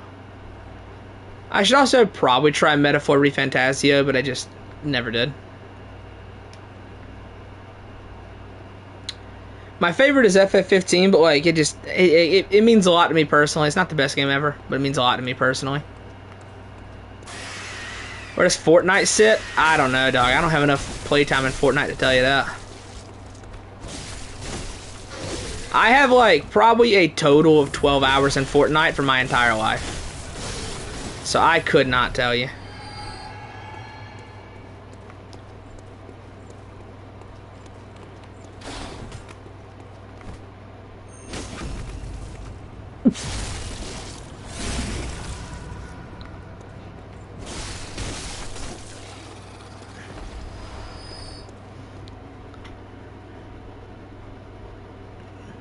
I have to do hundreds of hours. Are we gonna channel Felix to really love the game? I played Persona 5 Royal. I played Persona 5, and then I immediately played Persona 5 Strikers afterwards. And then I played Persona 5 Royal immediately afterwards. So, obviously after that, I didn't touch Persona for another, like, year, because I played so much Persona 5. My first Persona 5 run was like 100 and something, like 110 hours. Strikers was like maybe 50. And my first Royal playthrough was like 120. And my next Royal playthrough was like 120. I've got a New Game Plus Persona 5 Royal file that I've like been chipping away. I've been chipping away at it. I'm not using my New Game Plus items, just like my social stats. And I have all the Personas to fuse Satanael, but like I can't do it until like the end of the game, sadly. But it's cool. I'll have Satanael when the time comes. I even have like Yoshitsune and stuff like that.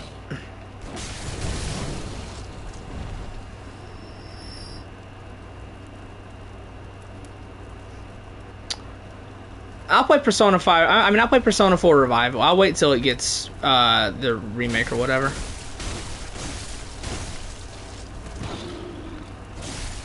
I don't see any point in me playing that when I could just wait for the remake.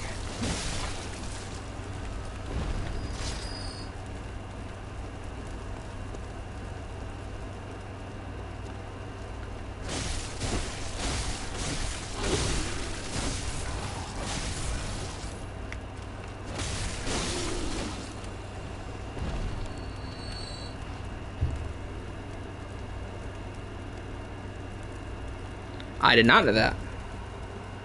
Makes sense with Joker, you know. I always love like the few times Joker talks in Persona 5, which he only ever says like, you know, like, I'll reveal your true form. Like he only ever says that. He doesn't say anything else. Let's see if I can parry this thing. I don't know if I can. Allegedly I can. Streets are saying this thing can parry. We'll see.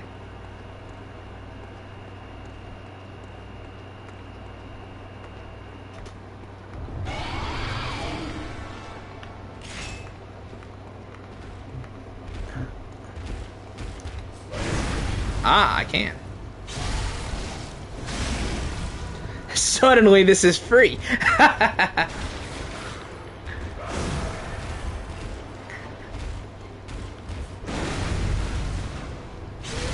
gonna trade a lot though because the animation's longer.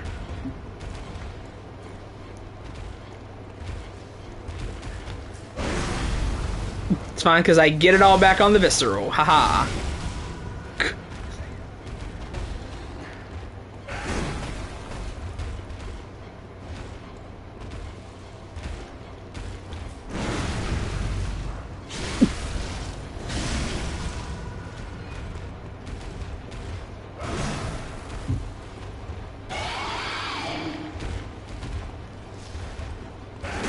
Should have prayed that.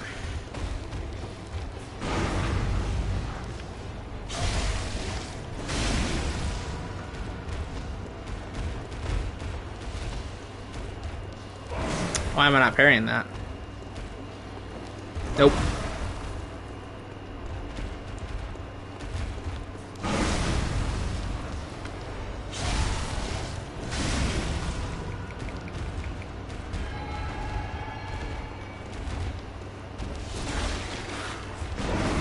Oh, I didn't get that right.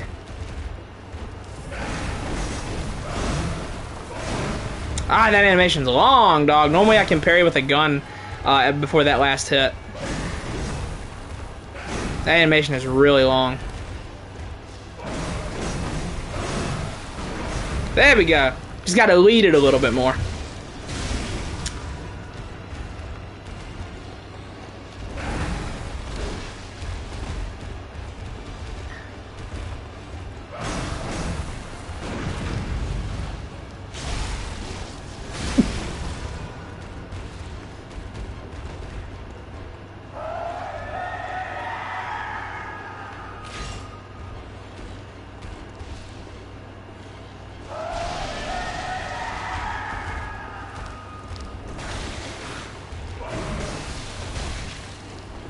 Oh no, no grab. No command grab, please don't.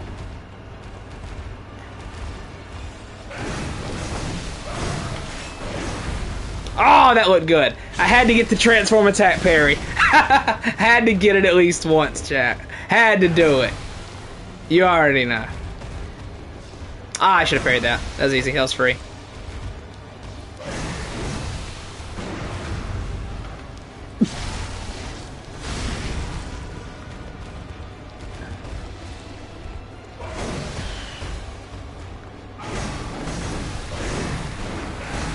Oh, I didn't get it. Oops.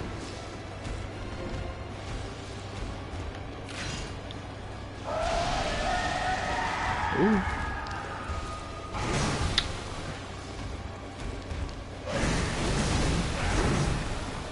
Ah, I'm behind the pillar. Can't do anything. No, thank you. I want to get the transform attack parry for the kill. Ah, I got him. GG's. Thank you, Rifle Spear. I was worried about this thing because it sucks, but thankfully it can parry.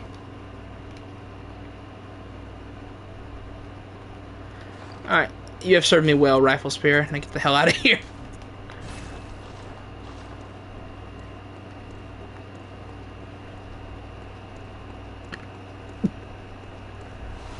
The animation's long, so I ended up trading a lot, but whatever, I'll take it.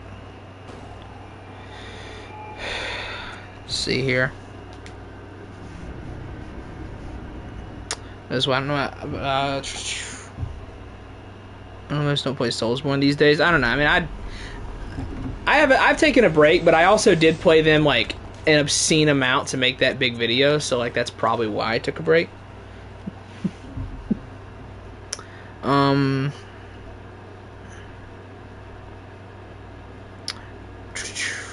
Play Persona 5 roll on PS4, lost on my save, feel like I can't play it again. I mean, hey, I played it like 3 times, so yeah, I don't know. No words could express the amount of hate I have for Persona 3 Reload. Hope Atlas does not screw up Persona 4 Revival. I don't know, I think it seems fun, but I also haven't played the original. But I mean, you know, I hate Demon Souls Remake, so I can't really jump on anybody for hating it, because I don't like the Demon Souls Remake. Save that for Ebrietas. What do we got here? It's always the original if they do. Yeah, agreed. What do you think is the most underrated weapon in Bloodborne? Church pick. Easily church pick. For free, it's the church pick. Not close.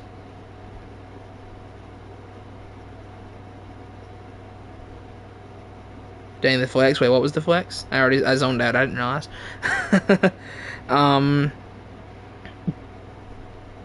First play they tried to use the Rifle Spear was a bad time for about 30 hours. Yeah, Rifle Spear sucks. It used to be broken when the game launched, though, because the gun on it, it had a... I don't know if it was a bug. It had to be a bug. You see, it didn't scale with tinge. It scaled with skill. So you could just... Like, I know the strat was like, if you walk up to Rom and then just shoot the body twice, he dies.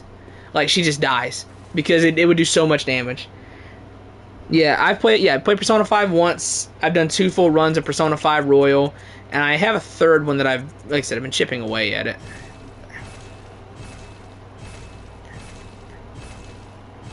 Ah, damn.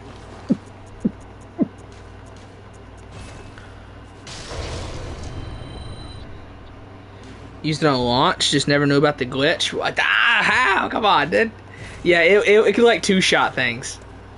The gun on the rifle spear, you would just bop, bop, dead. Everything died. Demon Souls in general is hard. I love the original Demon Souls, man. I love that game. It's my second favorite Souls game. Crazily enough, I love the original Demon Souls. Okay, so next up would be Vicar Amelia. I wanted to save this for Ebrietas. I think this might actually be a good time to use Kirkhammer. Probably. This is probably a good time to use Kirkhammer.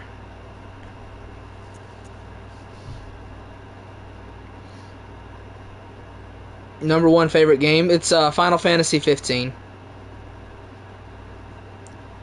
It's not the best game ever, but that game means a ton to me personally. Upgrade it twice because I'm going to use this on Amelia.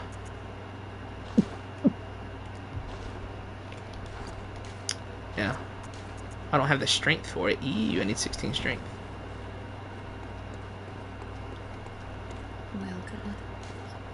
Let's see here.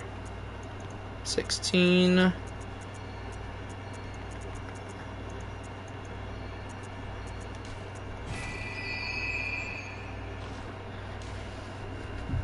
Start Bloodborne DLC. We're going to go into it early because I do want to grab, like, you know, weapons. I want to grab some of the weapons out of the DLC because that's a lot of weapons that'll give me access to early, which is why we're going to go ahead and do Amelia. Usually I go kill Parl first, but we are, in fact, going to do this. I need to think about what do I use on the Witches of Hemwick. I need like a really shitty weapon just to burn on witches.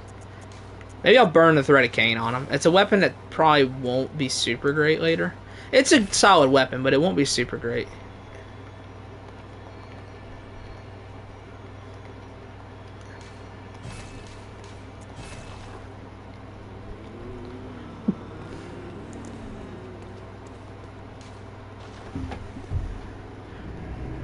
Let's see here.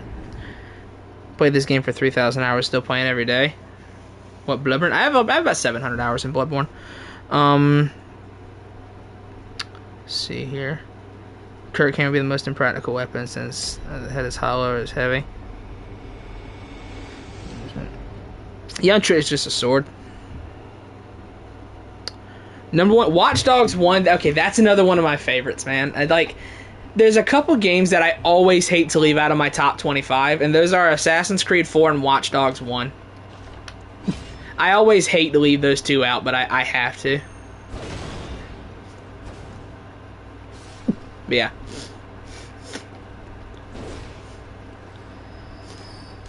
I'm just going to do this to buy max bullets and blood vials. Yeah, I love Watch Dogs 1 and AC4. I love them. Breath of the Wild, I did not like that game. I tried it for about like 3 or 4 hours. Like one of the most boring experiences I've had with a video game in a long time. Long time. You like it, I'm happy for you, but for me, I think I'd rather watch paint dry.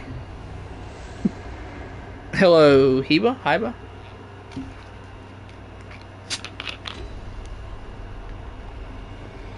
Yeah, nothing wrong with loving Breath of the Wild, but man, not for me. Is this good trying to work online?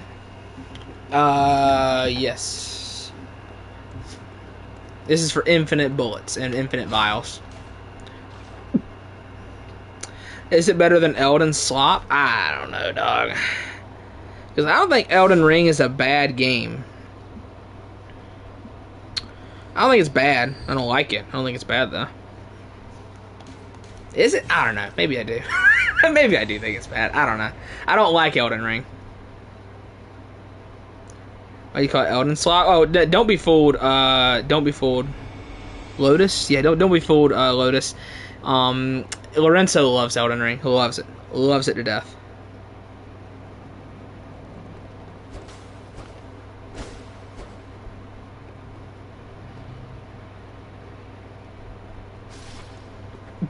I mean, I've only finished AC3 and AC4. I have not played all the Assassin's Creeds. Hell no.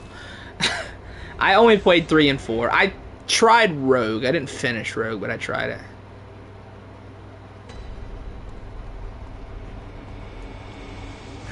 I played some of Unity, too. I didn't finish Unity, but I did try it.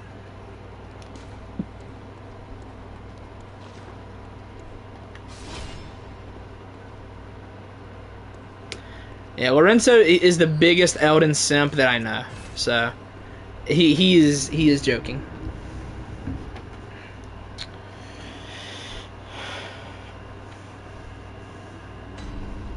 Yeah, there are three of the Souls games I would just say I straight up don't like, and it's Dark Souls 1, Dark Souls 3, and Elden Ring. I don't like those 3.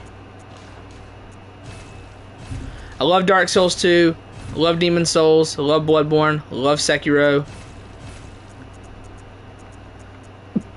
Not so much the rest of them. Ooh, I need more. I need to buy some Bolt Hunter's marks.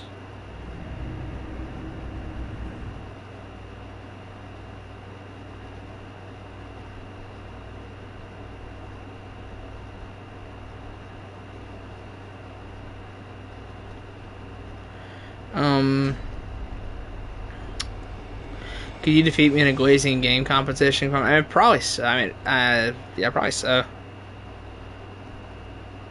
Because, like, see, here's the thing. I don't really like glazing a game that much. I like bitching about stuff. That's what I like to do.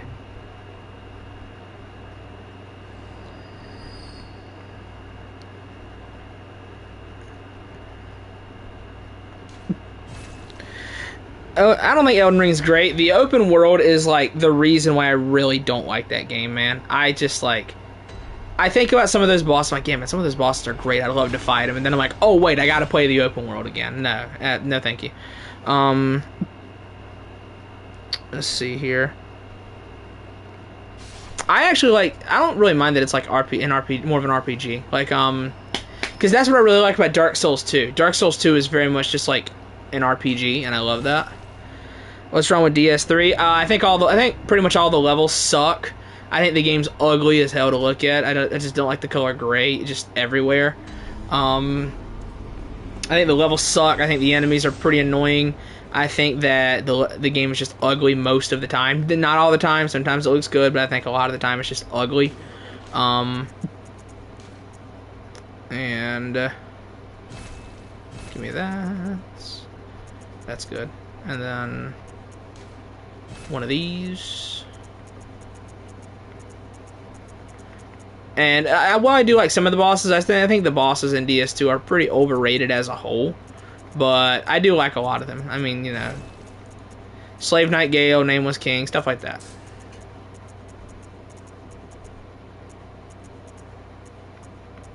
Anything else I can get here? I need to burn 3k more echoes. Do that, sure.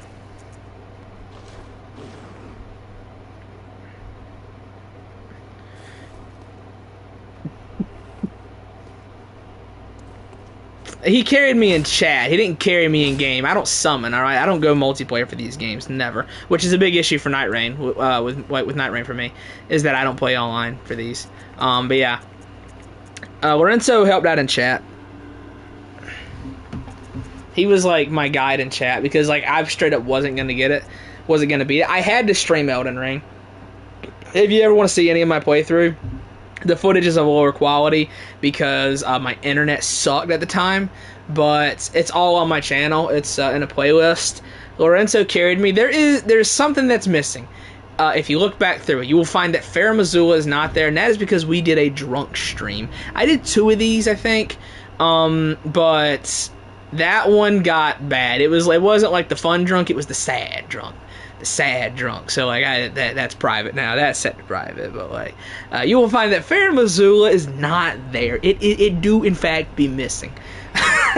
It do be missing, but yeah.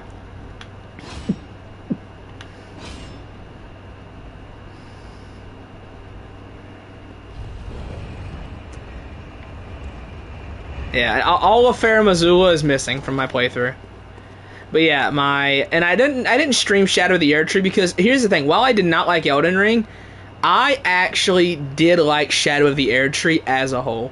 I think Shadow of the Erdtree is a lot more along the lines of what I wanted from Elden Ring, which is like the world itself and the way it's structured just feels like a Souls level because it's so layered and there's so many different ways you can go. The weapons in Shadow of the Erdtree were great. So like yeah. While I think that Elden Ring's base game is probably my least favorite Souls game, Shadow of the Erdtree I think slaps. I think it's like third best Souls DLC. I think Old Hunters and Crown of the Iron King are better though. Crown of the Old Iron King slaps, bruh.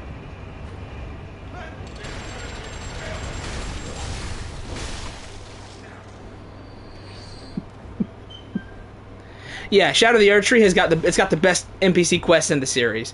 Best NPC quests. You can quote me on that. The problem is it all leads to an NPC fight, and I hate NPCs because I don't think they're fun. But like, there's so much that goes into that NPC fight. Even though the fight itself sucks, I just love like how all the NPC quests just come to a boil in one spot. Love it. I love Dark Souls 2. Hey, but I love it.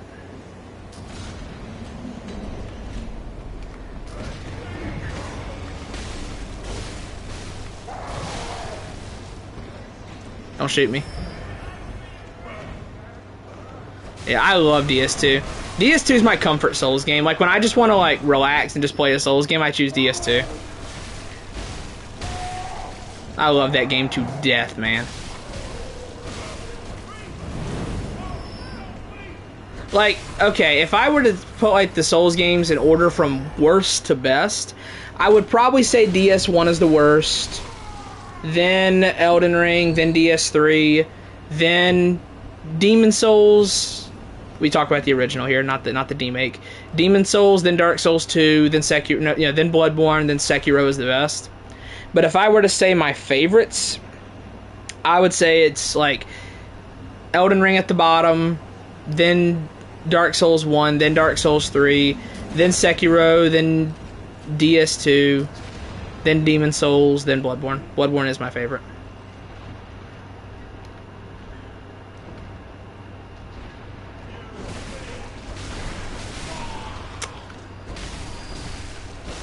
Now, if we were to talk DLCs, Ashes of Arendelle is the worst by, like... Dude, how many country miles is Ashes of Arendelle the worst Souls DLC by? Like, there's a Grand Canyon between it and the next worst.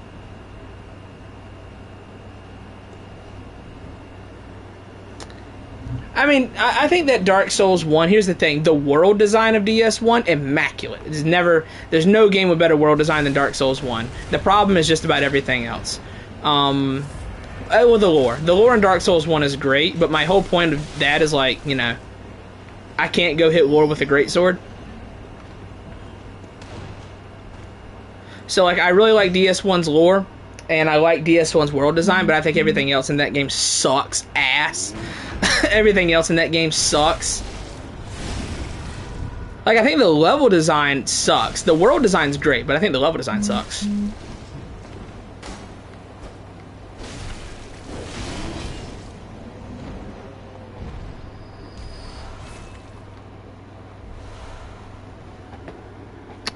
What Souls game has the best music for you? I think it's Bloodborne. Probably Bloodborne, yeah. I think Bloodborne music is the most unique out of all of them, because, like, I've always said, like, okay, you could convince me that Dark Souls 1 doesn't have a soundtrack. You could convince me Dark Souls 2 doesn't have a soundtrack. You could convince me Sekiro has 2 songs. The main menu music and then the generic battle music, which is always start with a flute, little string instrument, and then some little drums. And they all sound just like that. Dark Souls 3 has 3 sounds because they all sound the same. So it's got like 3 songs in the whole soundtrack. Elden Ring's got a handful. I like a couple of the tracks in Elden Ring, like Midra. Midra's goated. I actually really like OG Demon Souls soundtrack. I love OG Demon Souls. I love that soundtrack. But Bloodborne's is the most unique, I think.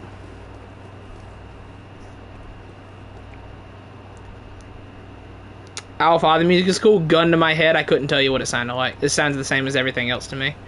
Let's see here. You play? Yes, I played all of them. Yes. Well, except for Night Rain. I haven't played Night Rain.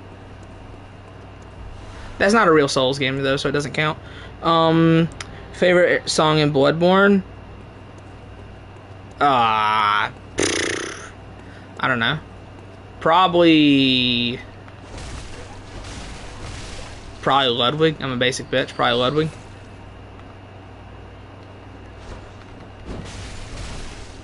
I think my favorite boss in Bloodborne is probably a bit of a strange pick, and that is I think Shadows of Yharnam is my favorite Bloodborne boss.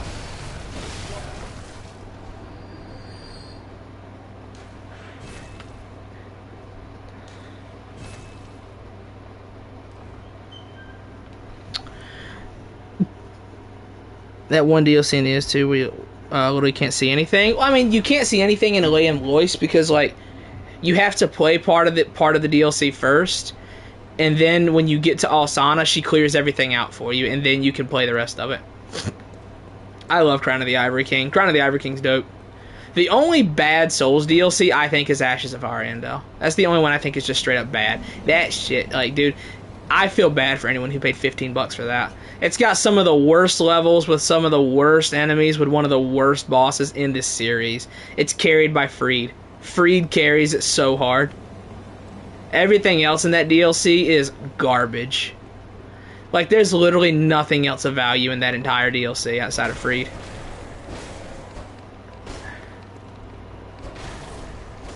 No! That is so sad.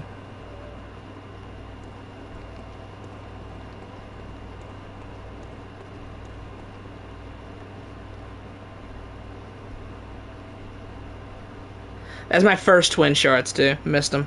Shit. That's so sad. Sekiro has the best boss music. For me, again, I don't think... Like, I think Sekiro has the main menu music, and then it's got one track that it repeats for all the bosses. That's my perspective on it.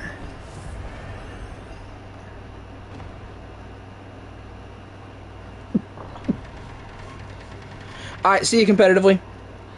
Appreciate you stopping by.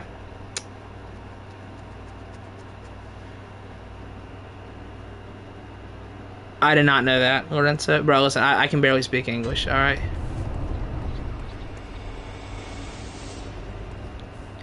When Shin Godzilla have a ton of English lyrics now. I'm not a Shin Godzilla fan. I am a huge Godzilla fan. I've seen, like, every single Godzilla at least once. Listen, what was it, Godzilla versus... Was it Megalon?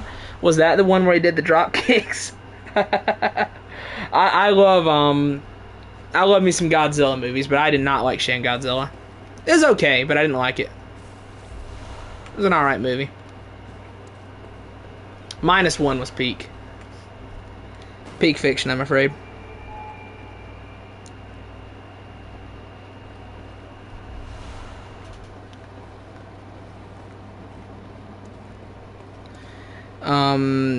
Yeah, I think it was trash. There's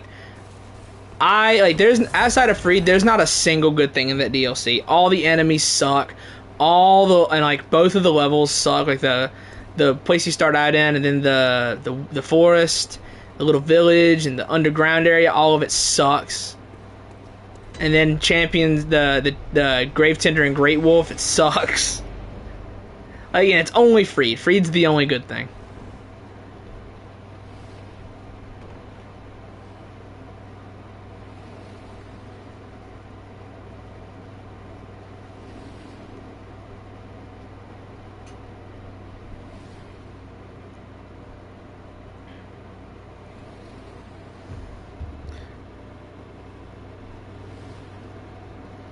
Well, that's fair, you know.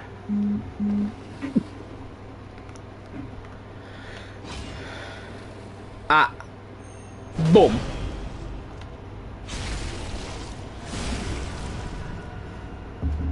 Gavin's probably the best music. He's alright. I think his music's alright. I think the best boss music in Bloodborne is Living Failures. They got the best. They got the best track for show. Yeah, I would say that's my favorite. I said Ludwig earlier, but I would probably say Living Failures.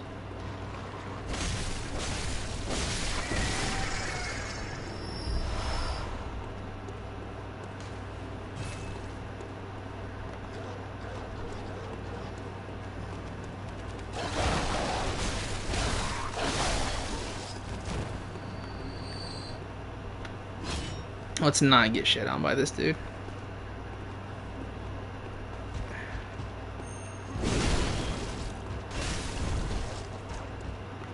No. I'm about to get shitted on by this guy. He's gonna one-shot me. Straight up, he's gonna one-tap me. Oh, he almost did.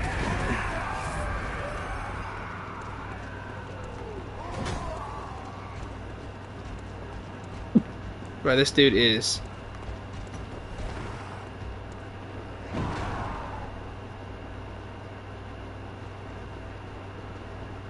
Oh, he can't get in here. Thank God. Praise be to heaven. Alright, you stay right there, big guy. Ha, can't get in here.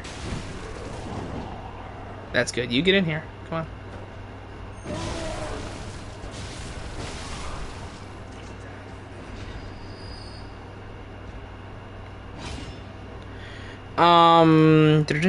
Let's see here.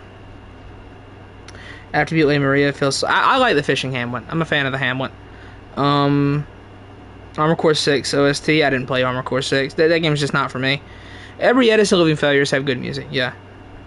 The Spider-Man trilogy or the Batman trilogy? Probably the Batman trilogy. I think that Spider-Man 2 is the only really good movie out of Tobey's trilogy. Spider-Man 1 is good, but like it's not... I don't know. I rewatched it a couple years ago, and I was not super impressed with it.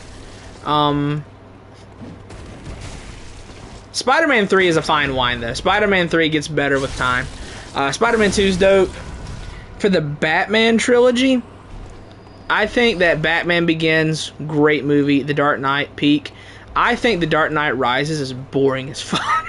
I think The Dark Knight Rises is super boring, man. The way I describe it is like The Dark Knight Rises feels like the fourth movie. Like, it feels super off. It feels like the fourth movie in the series. Like, there's a movie missing in there. Godzilla vs. Space Godzilla. Oh, yeah, dude, I love that one. Godzilla vs. Space Goji. I'm hoping Space Goji's the one is the villain in Supernova. Would love to see Space Godzilla.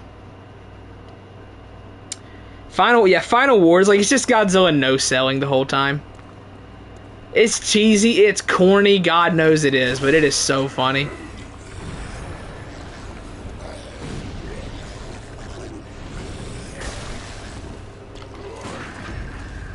It's just Godzilla no-selling the whole movie.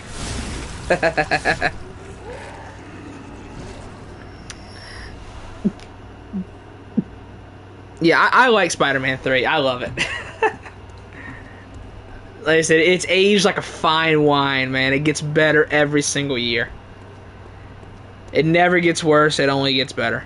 Arietis means drunkenness in Latin. No idea why she's called that. Just Lorenzo with the random facts. Yeah, I really like Spider-Man 3. Really fun movie. Hey, let's see. DS3 or DS1? DS3, because at least the bosses are good. The levels suck, but at least the bosses are good. Not all the levels are bad, though. Like, Irithyll is good. That's it. That might be it. Archdragon Peak's okay. What else is there?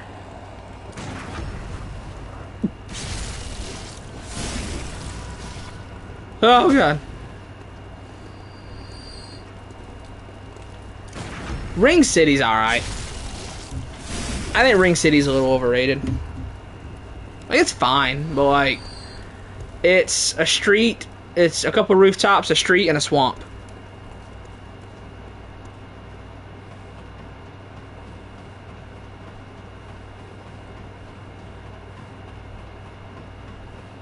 And that's the Ring City. Well, and There is a chunk of it that's like from the cut area, God's Grave, from the Grave of the Gods.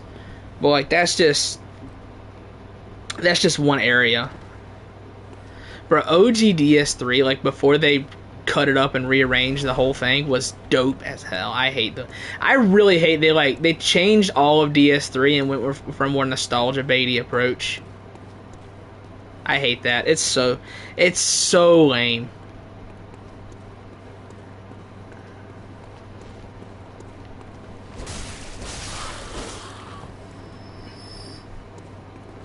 Oh, I was looking at my phone.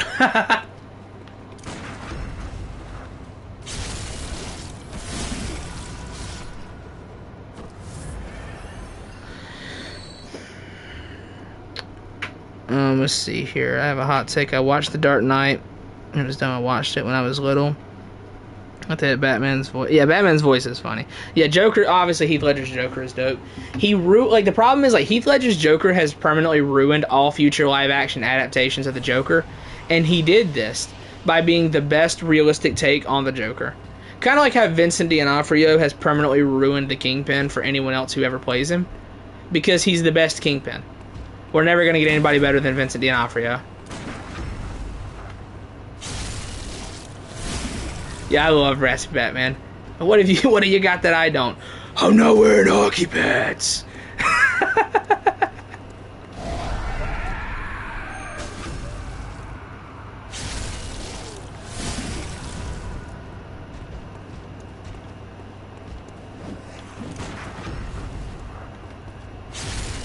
I think Phoenix is second best Joker. I don't know.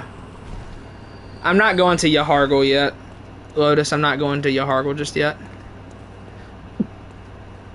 I mean, to be fair, Phoenix doesn't really have much. I mean, he doesn't have much competition. My favorite Joker voice actor actually isn't Mark Hamill. I like John DiMaggio's Joker.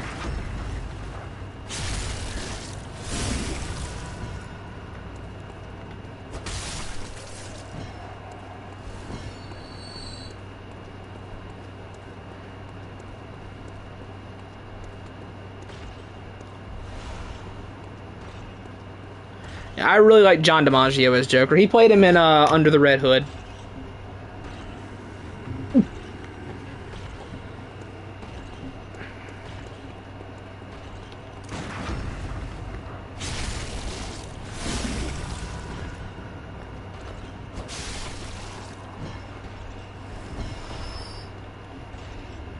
Kevin Conroy,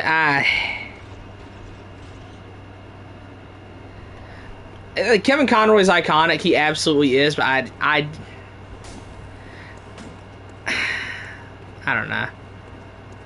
I don't like how stilted he kind of sounds. Like he always kind of sounds like he's holding his breath. Like again, he always just sounds like he's holding his breath. And I think it's distracting the way he talks.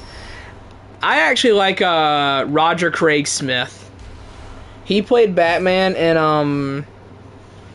Arkham Origins. I really like Roger Craig Smith.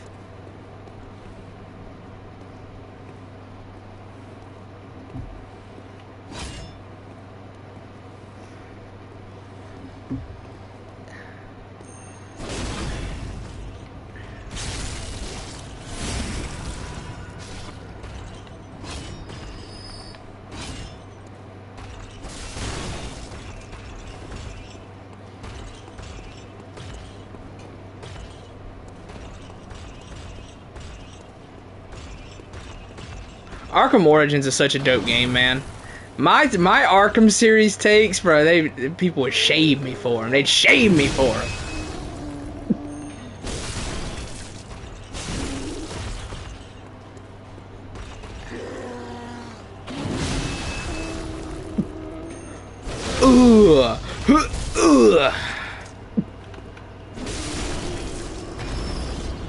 You tried Sekiro yet? Yes. Yes. Love Sekiro. I played all the Souls games. I've played Bloodborne the most at over 30 playthroughs. I've played Sekiro like 20 times.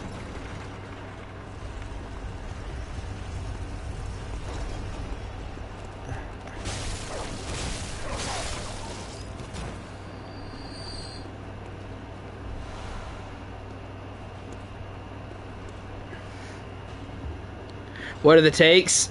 My ranking, right? I think the best one is Asylum. I think the second best one is Origins. Then City, then Night. I think it's Asylum, Origins, City, Night. I think that's how I rank it.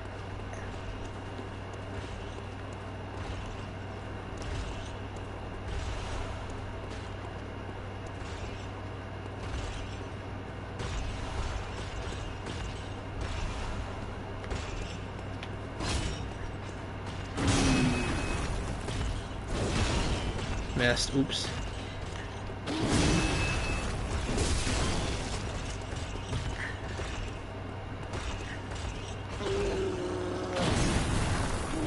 I told you people wouldn't like my Arkham takes.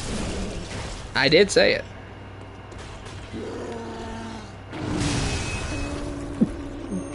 Ooh. Ugh.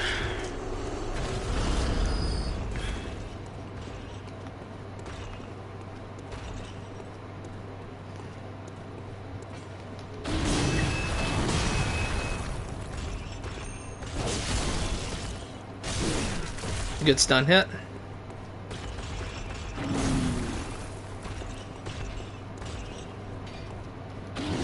Sec. Ooh. Dead. Let's see here. Hello, Arkham Knight. Batman Vengeance. Is that what you mean? I don't know. I don't really like Arkham Knight. Like, the thing is, the ground combat is the best it's ever been in Arkham Knight, but, like, everything else is handled with the Batmobile, bro. You have me sneaking around in my missile-launching vehicle. What are we doing? Like, everything else that Batman has been able to reliably do on his own in the entire series now requires the Batmobile for some reason. Why? What's the point in this? It doesn't make any sense. It's stupid. It's dumb.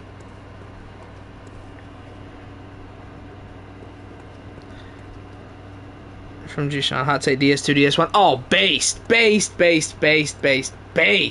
Peak Souls, I believe in Peak Souls 2 supremacy around here.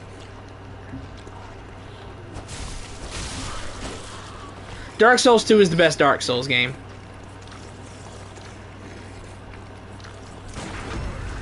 Peak Souls 2.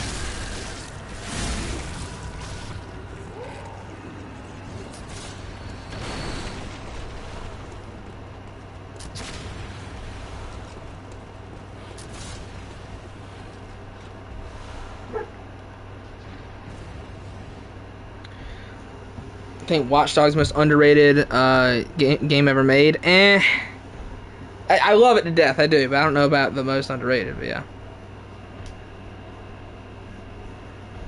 I love it to death, though. Yeah, I love Dark Souls 2. Love it. You will not find a single bit of Dark Souls 2 slander on this channel. Not a bit. I will simply not allow it.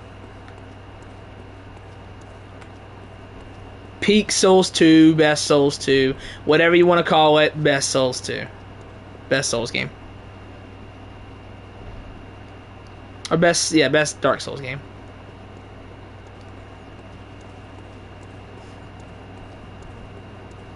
Jackson is not pleased with me. I don't know if he'll be joining the stream. Jackson is, as a whole, not very pleased with me at the moment. I can do both very effectively, Henry.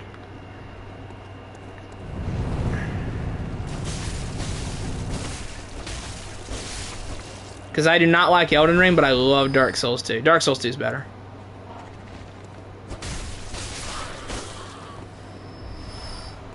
Yeah, Jackson is not particularly happy with me these days.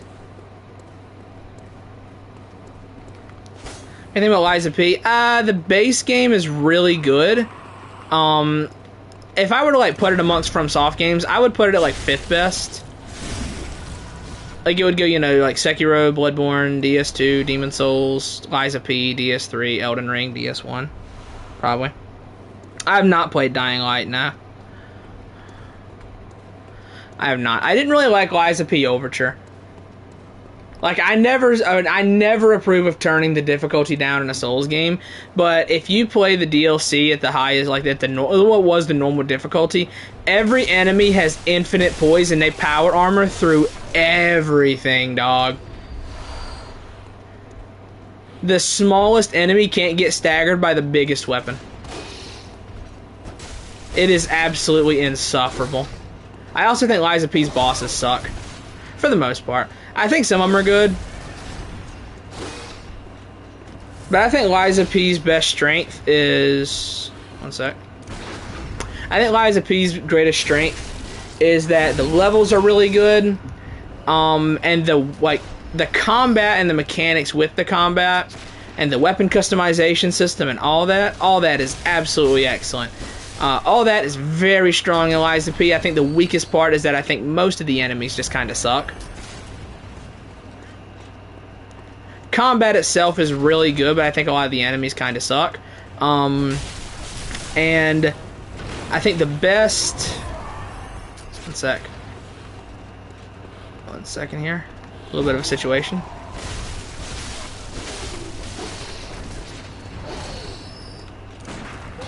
Oh, that was delayed as all get out. Okay, Margit, chill.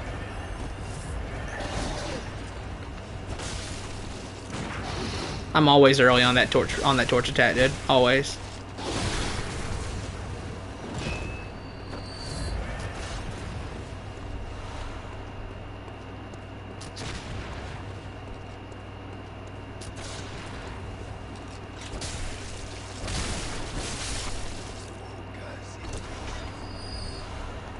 Yeah, I really like Lies of P. I do. I wish Overture was a bit better.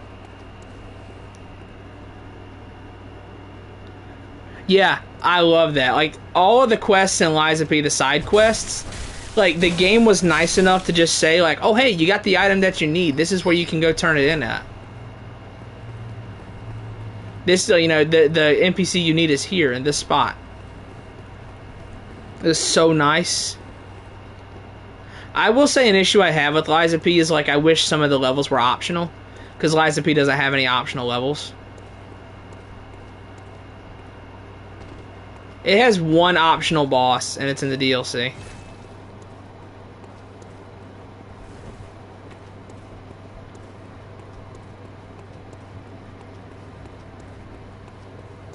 What actually happened to Romeo? Well, I don't want to just drop a spoiler. Why do people think Madeira is hard? Because he's got an ocean of HP. Also, people don't know how to hit the head.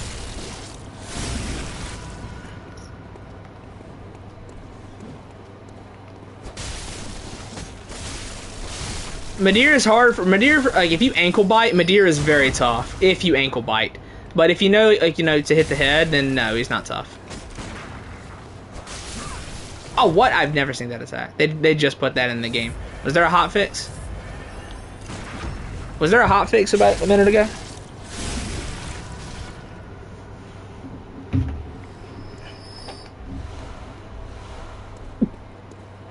Do I want to beat up Vicar Amelia right now? Yes, I do. Let's go ahead and beat up Vicar Amelia. Give me this. Take this off. Alright, let's beat up Amelia.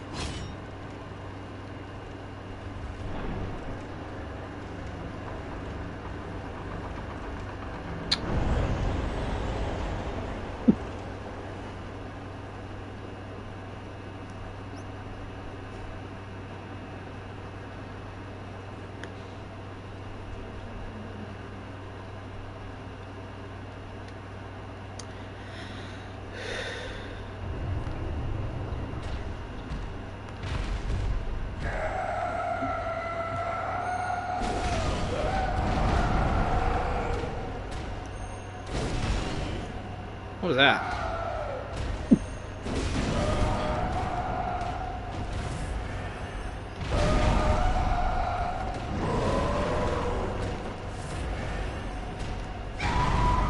I have a tendency to forget like half of Amelia's moveset, so this might take a hot minute.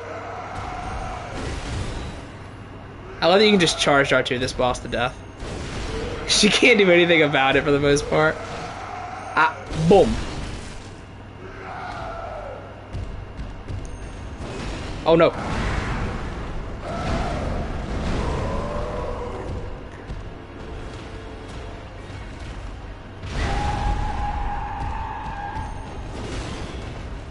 Ah! That was about to hit me. Boom.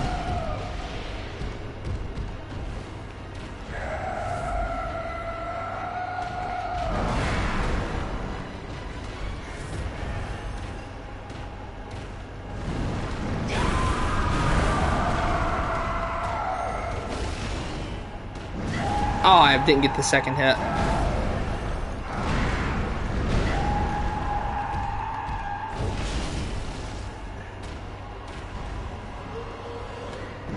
Oh, I didn't get away in time.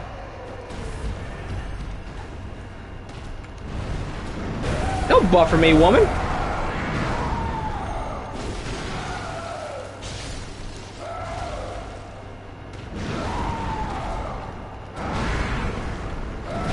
Oh, come on, that didn't hit me. I would argue that did not hit me.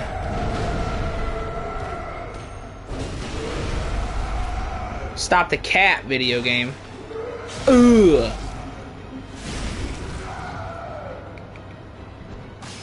Throw that on her.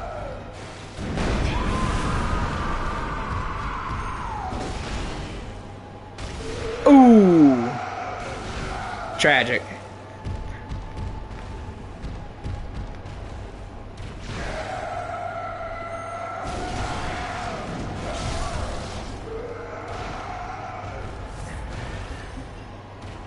Go for a heal, woman. Go for it.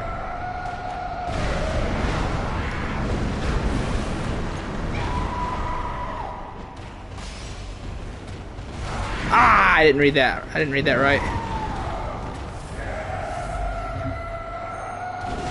Oh god!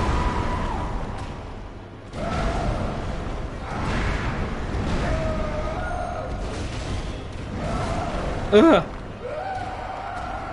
No grab attack, thank you.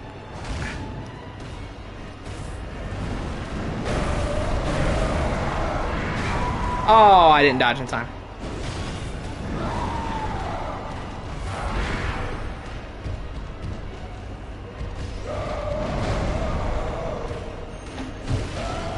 Any staggers?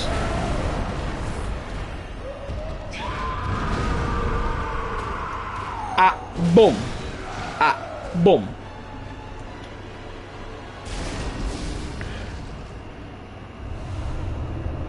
That was fun.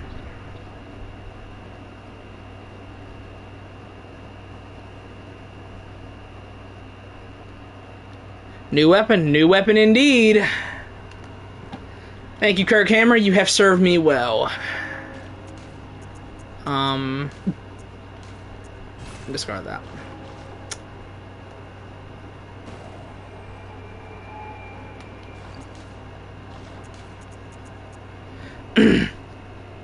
Twice in the head anyway. 10 attacks. Yeah. Yeah. After you break all the limbs, like it really takes a while to see a difference in the health bar. What are your thoughts on Spider-Man PS4 game and Spider-Man 2 PS5 game? I think Spider-Man PS4 is okay. I think it's like a 7 out of 10. Miles Morales is the best one, probably like a 7.5. I think Spider-Man 2 really like screws the pooch on a lot of stuff, and I would probably say it's like, I'd probably say Spider-Man 2 is like a 6.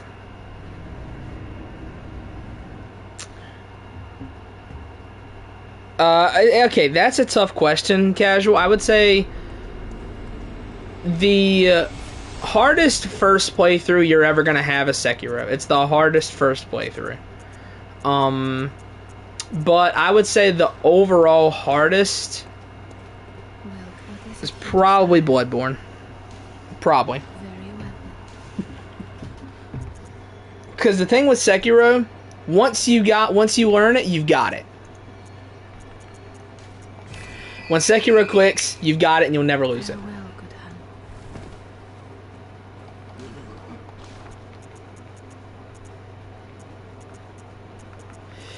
Okay, Ludwig's Holy Blade. That's 20k.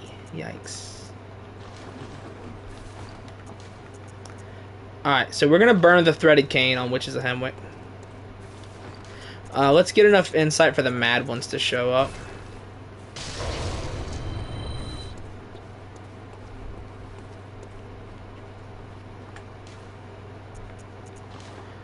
Let's get this to +3.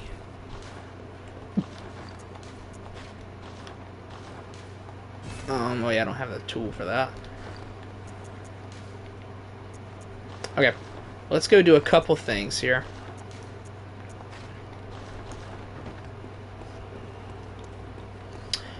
I'm gonna go ahead and put some upgrades in the Saw Spear. I'm not using it for a while, but I am gonna go ahead and put some upgrades into it.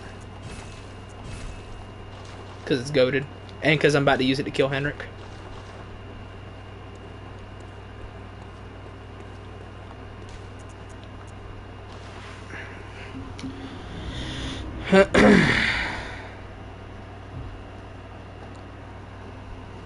If you get to pray down, you're untouchable. Pretty much. Until, except like Demon of Hatred. I love Demon of Hatred, man.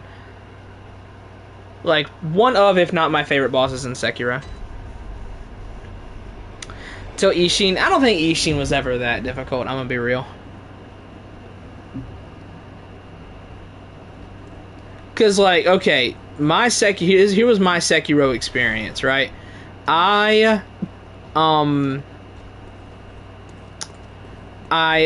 First thing I did was go to Harada. I fought Lady Butterfly with only 2 gourds, no health upgrades, and no damage upgrades. Got my ass kicked for 3 hours. But in those 3 hours, I completely mastered the game and didn't struggle a single time for the rest of it. Like, after I killed Lady Butterfly finally, I curb stomped Genichiro, I curb stomped Owl, I curb stomped Ishin, I curb stomped Demon of Hatred. Nothing got in my way after that. Like Guardian Ape, I stomped every single one of them. Inner Father is the hardest. I can't agree. I can't. He's too exploitable.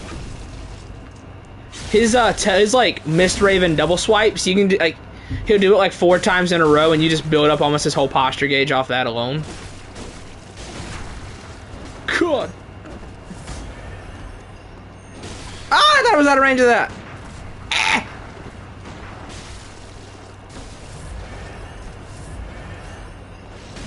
Gotta help Eileen.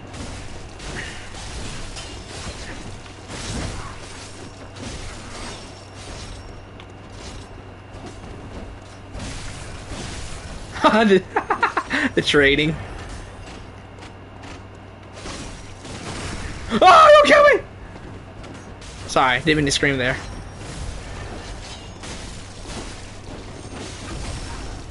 Eileen, you're killing me. Oh, God.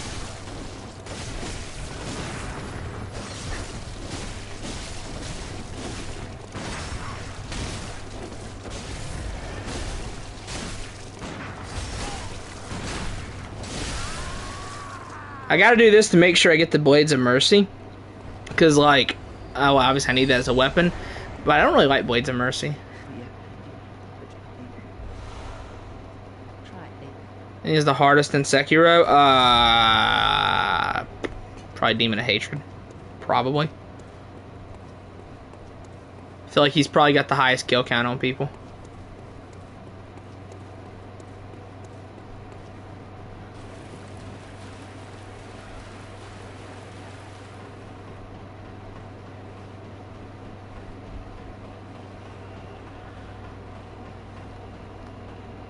For me, if I had to pick hardest boss, I mean, the only one that still gives me trouble is, like, Drunkard still gives me trouble. But, like, other than that, nothing else really does. In Sekiro.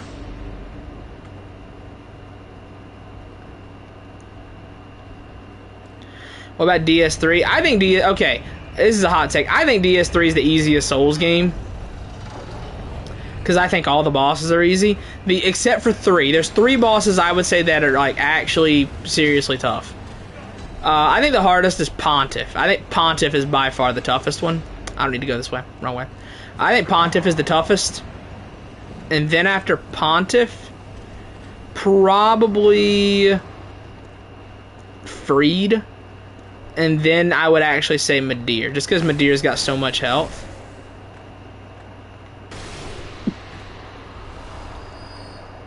So I would say every single boss in DS3 is pretty easy, with a few exceptions. Like Nameless King, listen, the most I've ever died to Nameless King in one playthrough was 4 times, and I've always found him easy. Slave Knight Gale, it took me 2 attempts on my first playthrough. Alright? I don't think he's tough. I have more deaths to Crystal Sage than I do those two combined, okay?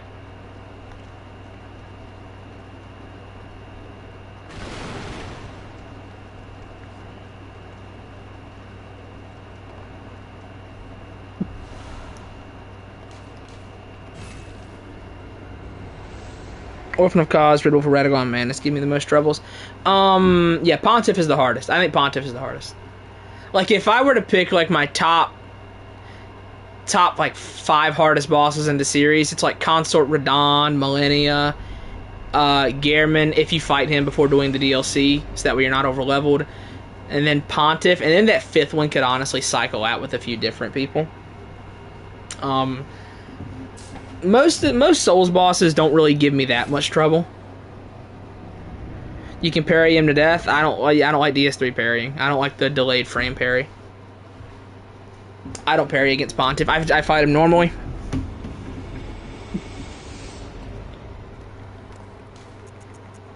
I never learned how to use the delayed frame parry. Gehrman before the DLC is tough. I wouldn't put him harder than as above Millennia, because, like, the thing is, like, the gap in my deaths for Souls bosses is so huge, because, like, Gehrman is, like, the most he's ever killed me in one sitting is, like, over 20. Like, a little over 20 deaths. The most I've ever been killed by, like Pontiff is, like, 25. Millennia killed me 115 times before I finally killed her, and Consort Radahn was 188. Pre-nerf Radahn. I killed pre-nerf Radahn. And post-nerf. He's dope after his nerf, though. Consort Radahn slaps after his nerf. What about in Bloodborne? What do you mean? I feel about the Elden Ring movie. I think... Okay, the rumor is that it's going to follow Vike. I think if you were going to pick anything, Vike probably makes the most sense. If you were going to pick anything to make into a movie from Elden Ring, I think Vike probably was the best choice.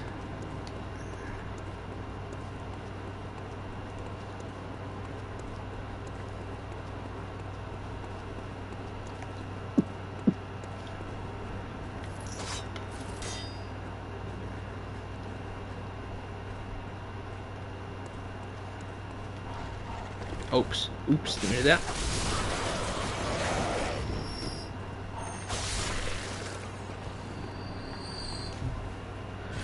Hardest boss in Bloodborne, it's Gehrman. If you don't do the DLC before fighting him, Gehrman's the hardest.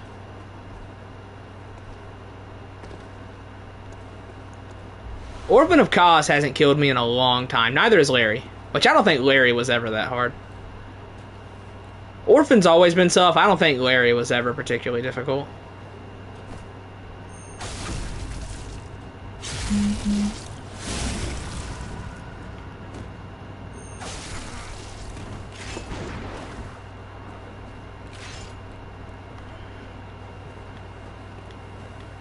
You can get this guy to de-aggro sometimes by looping him around this tree, and it's so funny.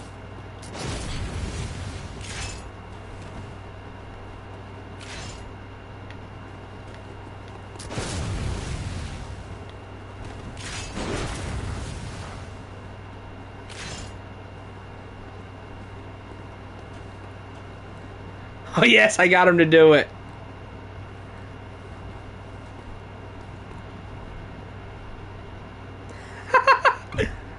Hey, eat around here often. Let's see here. Alex Garland's a fan of the game. Okay, we'll see. Jack Black is Radahn. Gehrman is a parry victim too. I don't know. I think that Gehrman's zipping around in phase 2 makes him not a parry victim. That's my biggest problem with Gehrman, bro. I don't like Gehrman. I don't like him as a fight. I think he's not very good. I don't think he's a top 10 fight in Bloodborne if we include Chalice Dungeons. What'd you miss? A few bosses. Oh no.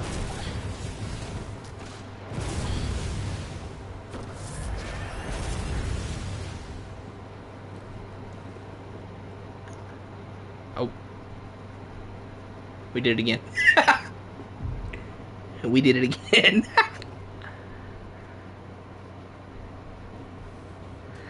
Yeah, I see what you mean. Bloodborne being faster paced does help a lot of people. I see what you mean.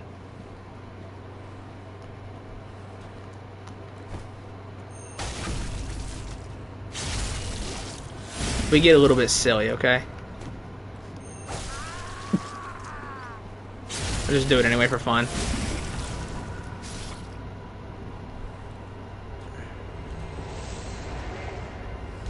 Oh, that's right, I can't use the bullets, whatever.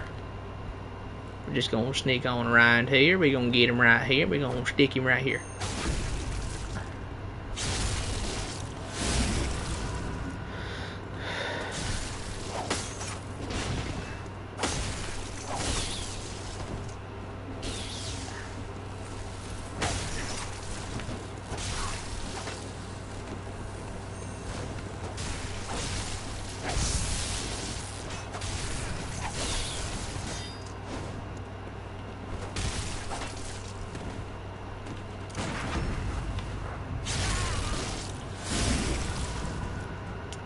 Yeah, I'm trying to decide if I burn the cane on Witches of Hemwick or not.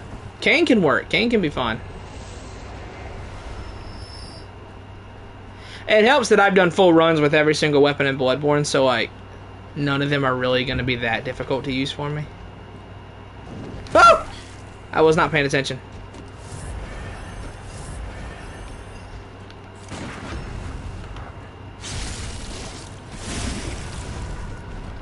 Yes, all bosses. Oh god!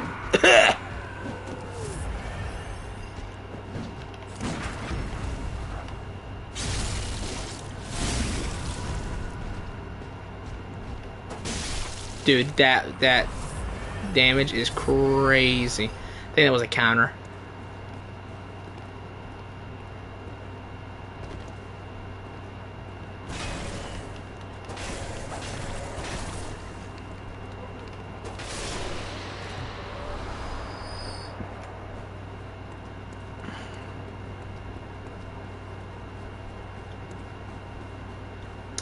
Yeah, I'm trying to decide if I want to burn the cane on this. On, Witches of Hemwick. I don't know. You know what I could go do? I could go grab the Beast Cutter from the DLC. Just get rid of the Beast Cutter. Get rid of it early.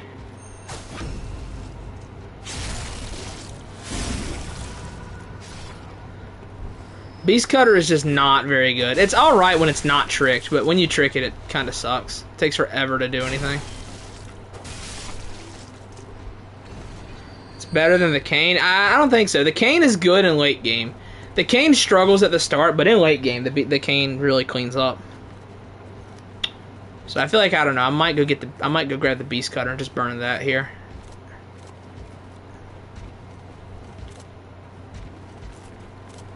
You gonna come over here so I can hit you?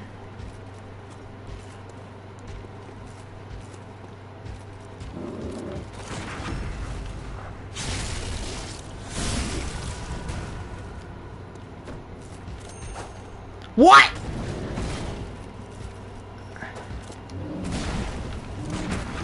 Foolishness.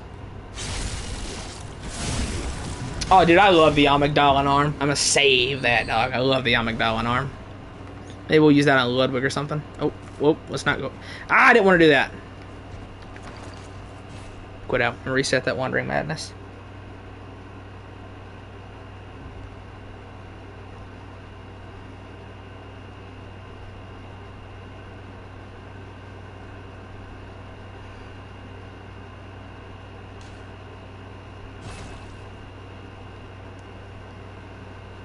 Yeah, I love the Amygdalin arm. Such a silly weapon.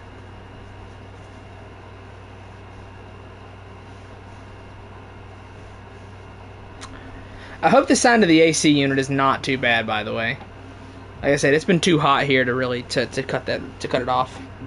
My phone is about to die. 1 second. My phone is how I'm reading chat.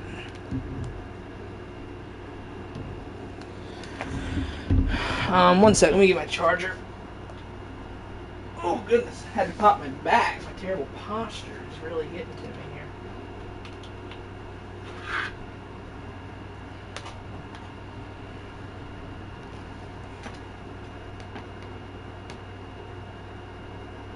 One sec. Sorry, my phone's about to die. I gotta fix that.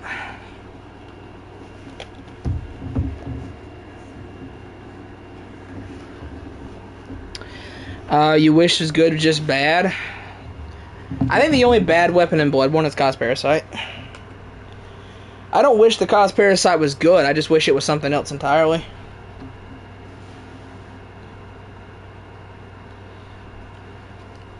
Like, I wish it was the placenta.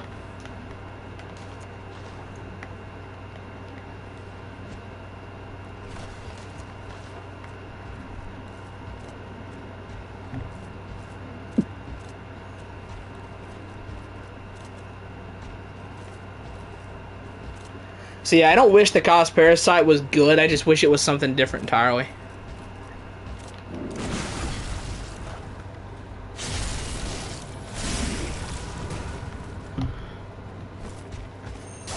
Okay, I didn't do it that time.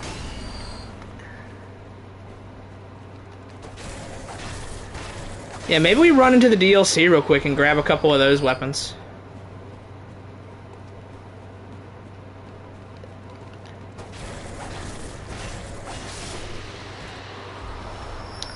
I think the Beast Cutter is probably the best one to just burn on the witches.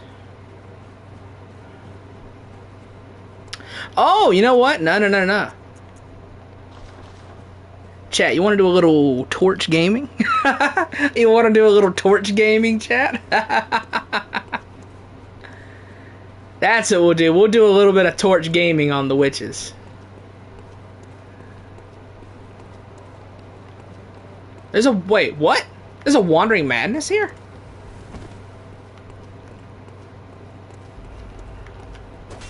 What? There was a hotfix. They just added him in.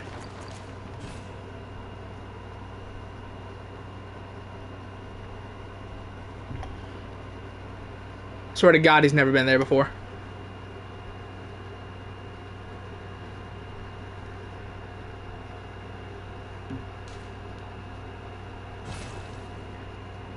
Yeah, I heard him. I heard him making his little noise, and I was like, wait, that means there's a Wandering Madness close by.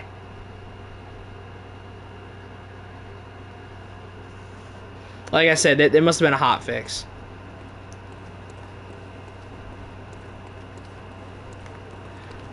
How long have you been here? Been hiding from me for how many playthroughs now?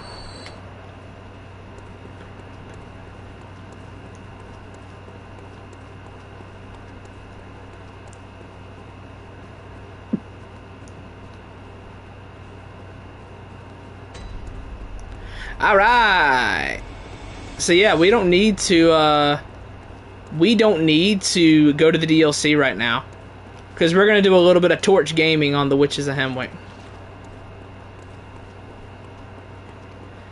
I'm going to have to upgrade it. So that it actually does enough damage to kill these things at a reasonable pace.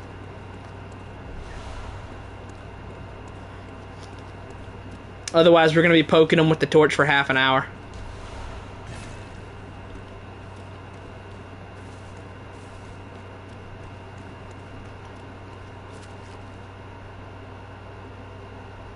See here. Beast Cutter's got great style points. Yeah, I don't think it feels good to use. I think it's too slow. Dude, my biggest fear is alright, Bloodborne 2, it's going to be an over-the-shoulder action game where you have to guide a small child through Yharnam. That is my biggest fear from Sony. I'm telling you, Bloodborne 2, put it in Alien Loran. Give me my Desert Souls game. Give it to me, From Software. I've been wanting it for too long. Give it to me.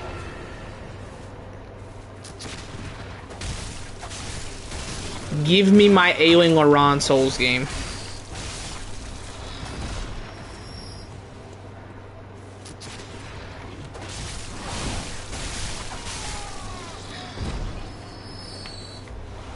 I've been wanting it and wanting it and wanting it and wanting it and wanting it.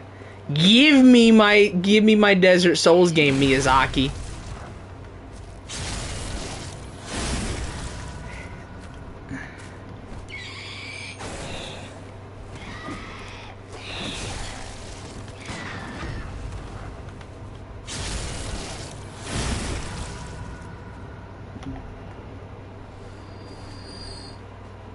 Grab that item in a minute. If I go over there now, I'll aggro the gun guys. Come here.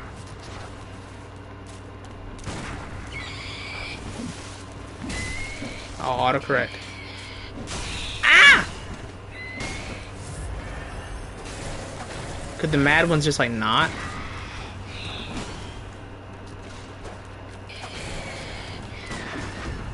There we go.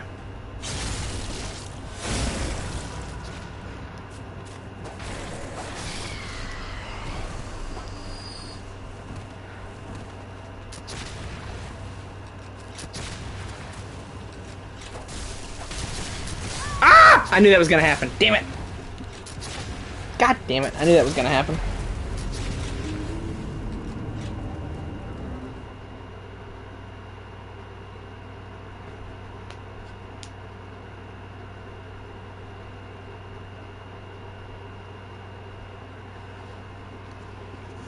I knew I should have switched to the Saw Spear. Thread of Cane takes too many hits to kill.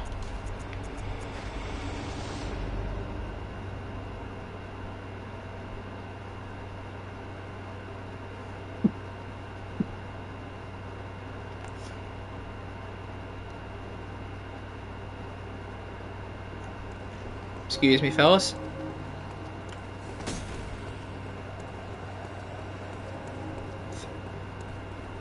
That's like $20,000 down there. I gotta go get that. I'm gonna have to buy the Ludwig's Holy Blade sometime. I don't know what boss I want to use that on though. It's 3:23. I've been going for over 3 hours. Alright. So sadly we're not gonna get to Torch Gaming in this. I'm gonna get the bonfire at the start of Hemwick. Then we will cut the stream off. I've been going for like 3 hours. I got stuff to do today.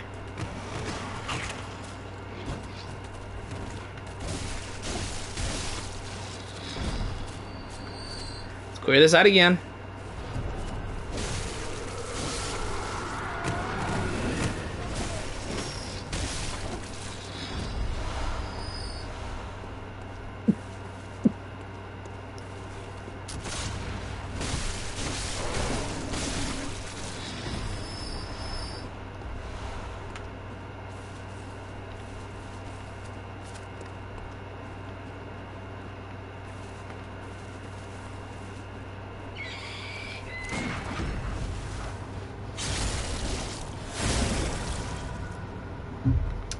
Hemwick as a whole was pretty good. I like Hemwick in the daytime, but the problem is if you do that, you don't get the mad ones to show up, and the mad ones, you know, give a lot of money, so it's good to have the mad ones spawn in. You lose out on a lot of cash if you don't fight the mad ones. How did I miss?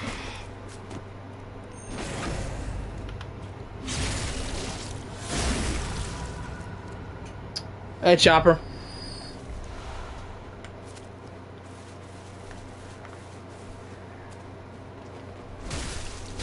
Oh God! Dude, not again, not again, not again.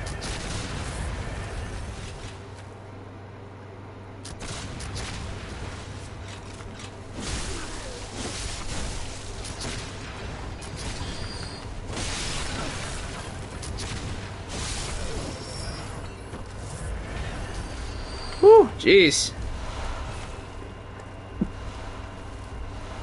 Yeah, we've been going for like 3 hours, so I am not going to get all of it in one run. Obviously, I never planned to, but I'm not gonna get to Witches of Hemwick in this run or in this stream.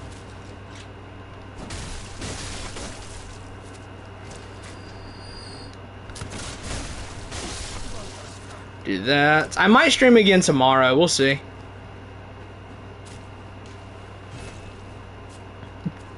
Because then tomorrow I will do like Hemwick, Parle,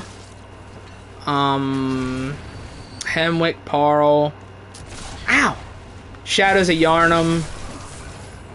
Probably Logarius. I'd probably do Logarius.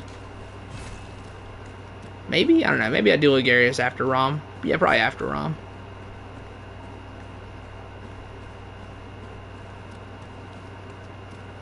I gotta bring something good for Logarius, too.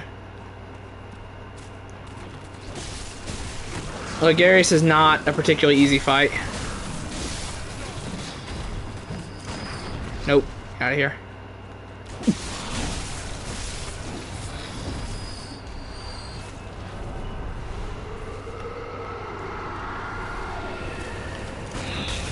Oh, that was a parry game.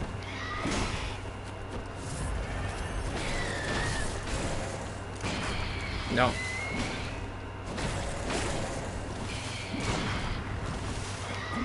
I do just be spamming L2. These are facts. Yeah. See here. I enjoyed your boss ranking video. I appreciate it. I appreciate it. I put a lot of time into it. A lot of people did not approve of the video, but I put a lot of time into that.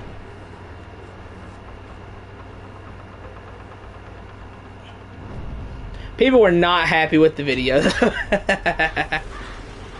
Which I didn't make the video to make people happy. I knew how many people were going to get upset about what I had to say. Alright, let's go cash in at the Dream real quick.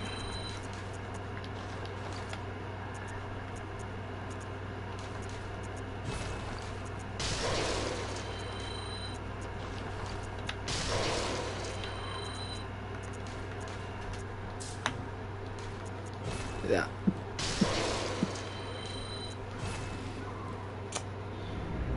Peak stream, great to see that again. Yeah, I haven't had time because of work, but like, see, I can't say too much because like I'm pretty sure in my job, like my job is a contract thing, and I'm pretty sure there's a part that says like, you know, I don't think I'm allowed to have like a quote unquote side hustle. And I think YouTube would be included in that. So like I can't ever say what company I work for.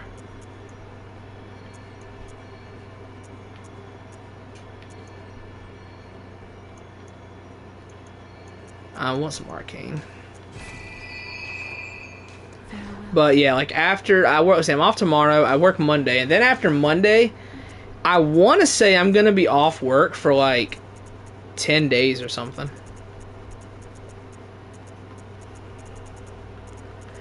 I can sell some of this. Don't need that. Don't need that. Don't need that. Keep that.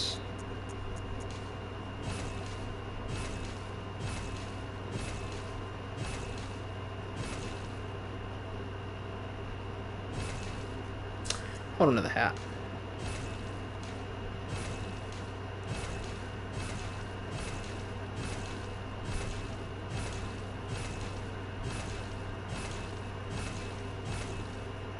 Okay.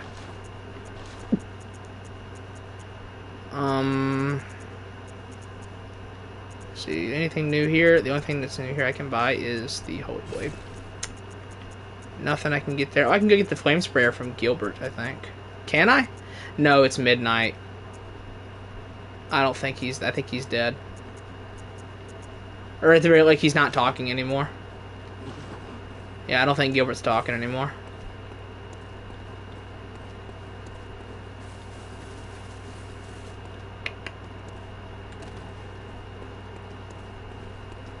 Let me go. Alright. We're going to upgrade the Hunter's Torch. Because that's what we're using to kill the Witches of Hemwick.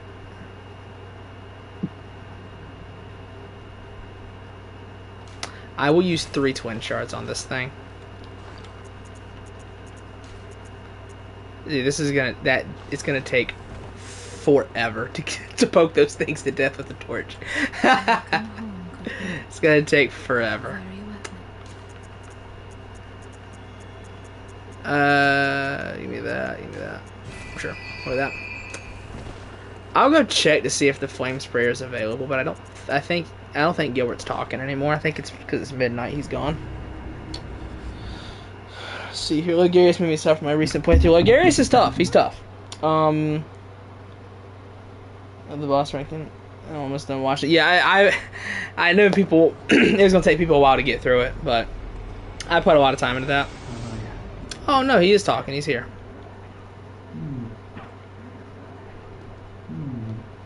Oh, I can't get the flame sprayer from him because you can only get it like right after you kill Gascoigne.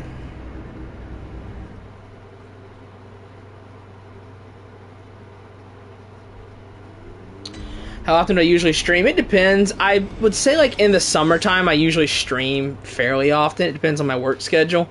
But in the wintertime I don't tend to stream. I don't know why. I just don't find myself streaming as often in the winter. But we'll see. I might stream again tomorrow.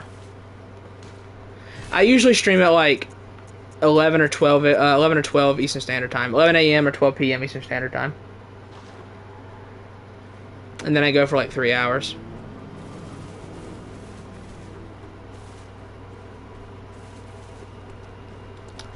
Okay, how much damage does this do? Alright, doll, listen.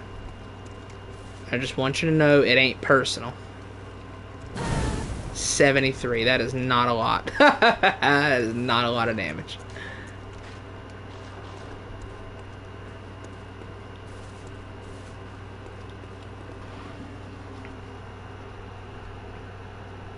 Oh, more expendable stratagems, so bad. So I think, yeah, that'd be dope. More expendables are always good in Helldivers. Any news on a Bloodborne remake? There is no news on a Bloodborne remaster, remake, or anything like that today. So yeah, no. Anyways, I'm going to go ahead and cut the stream off because we have been going for 3 hours and 13 minutes. We did a lot today. Let me see. Let me put in my my notes on my phone, like what bosses we did with what weapons. So what bosses have we done? We did Cleric Beast. Pull it up here. Beast, Gascoigne, BSB, and Amelia. We used the Hunter Axe on Cleric Beast. We used the Saw Cleaver on Gascoigne. We used the Rifle Spear on Susie. And we used the Kirk Hammer on Amelia.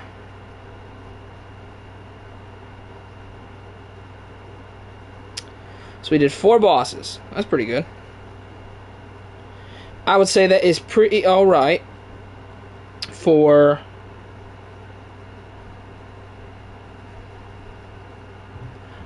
I would say that is pretty good for a first stream. How about a real From Software Bloodborne 2? Hey, listen. FromSoft, make Bloodborne 2 and Ailing Laran and make it a desert game. Again, I've said it. Give me my desert souls. Give it to me. I'm begging you to give it to me. But yeah. So, that's it. We did pretty good today. I might come back again tomorrow and stream again. We'll see. If I do, we'll probably do Witches of Hemwick. We'll go kill Dark Beast Parl. We'll go do Forbidden Woods, Rom, and we might get to Logarius. We'll see. Yeah. Anyways, appreciate everybody coming out to the stream.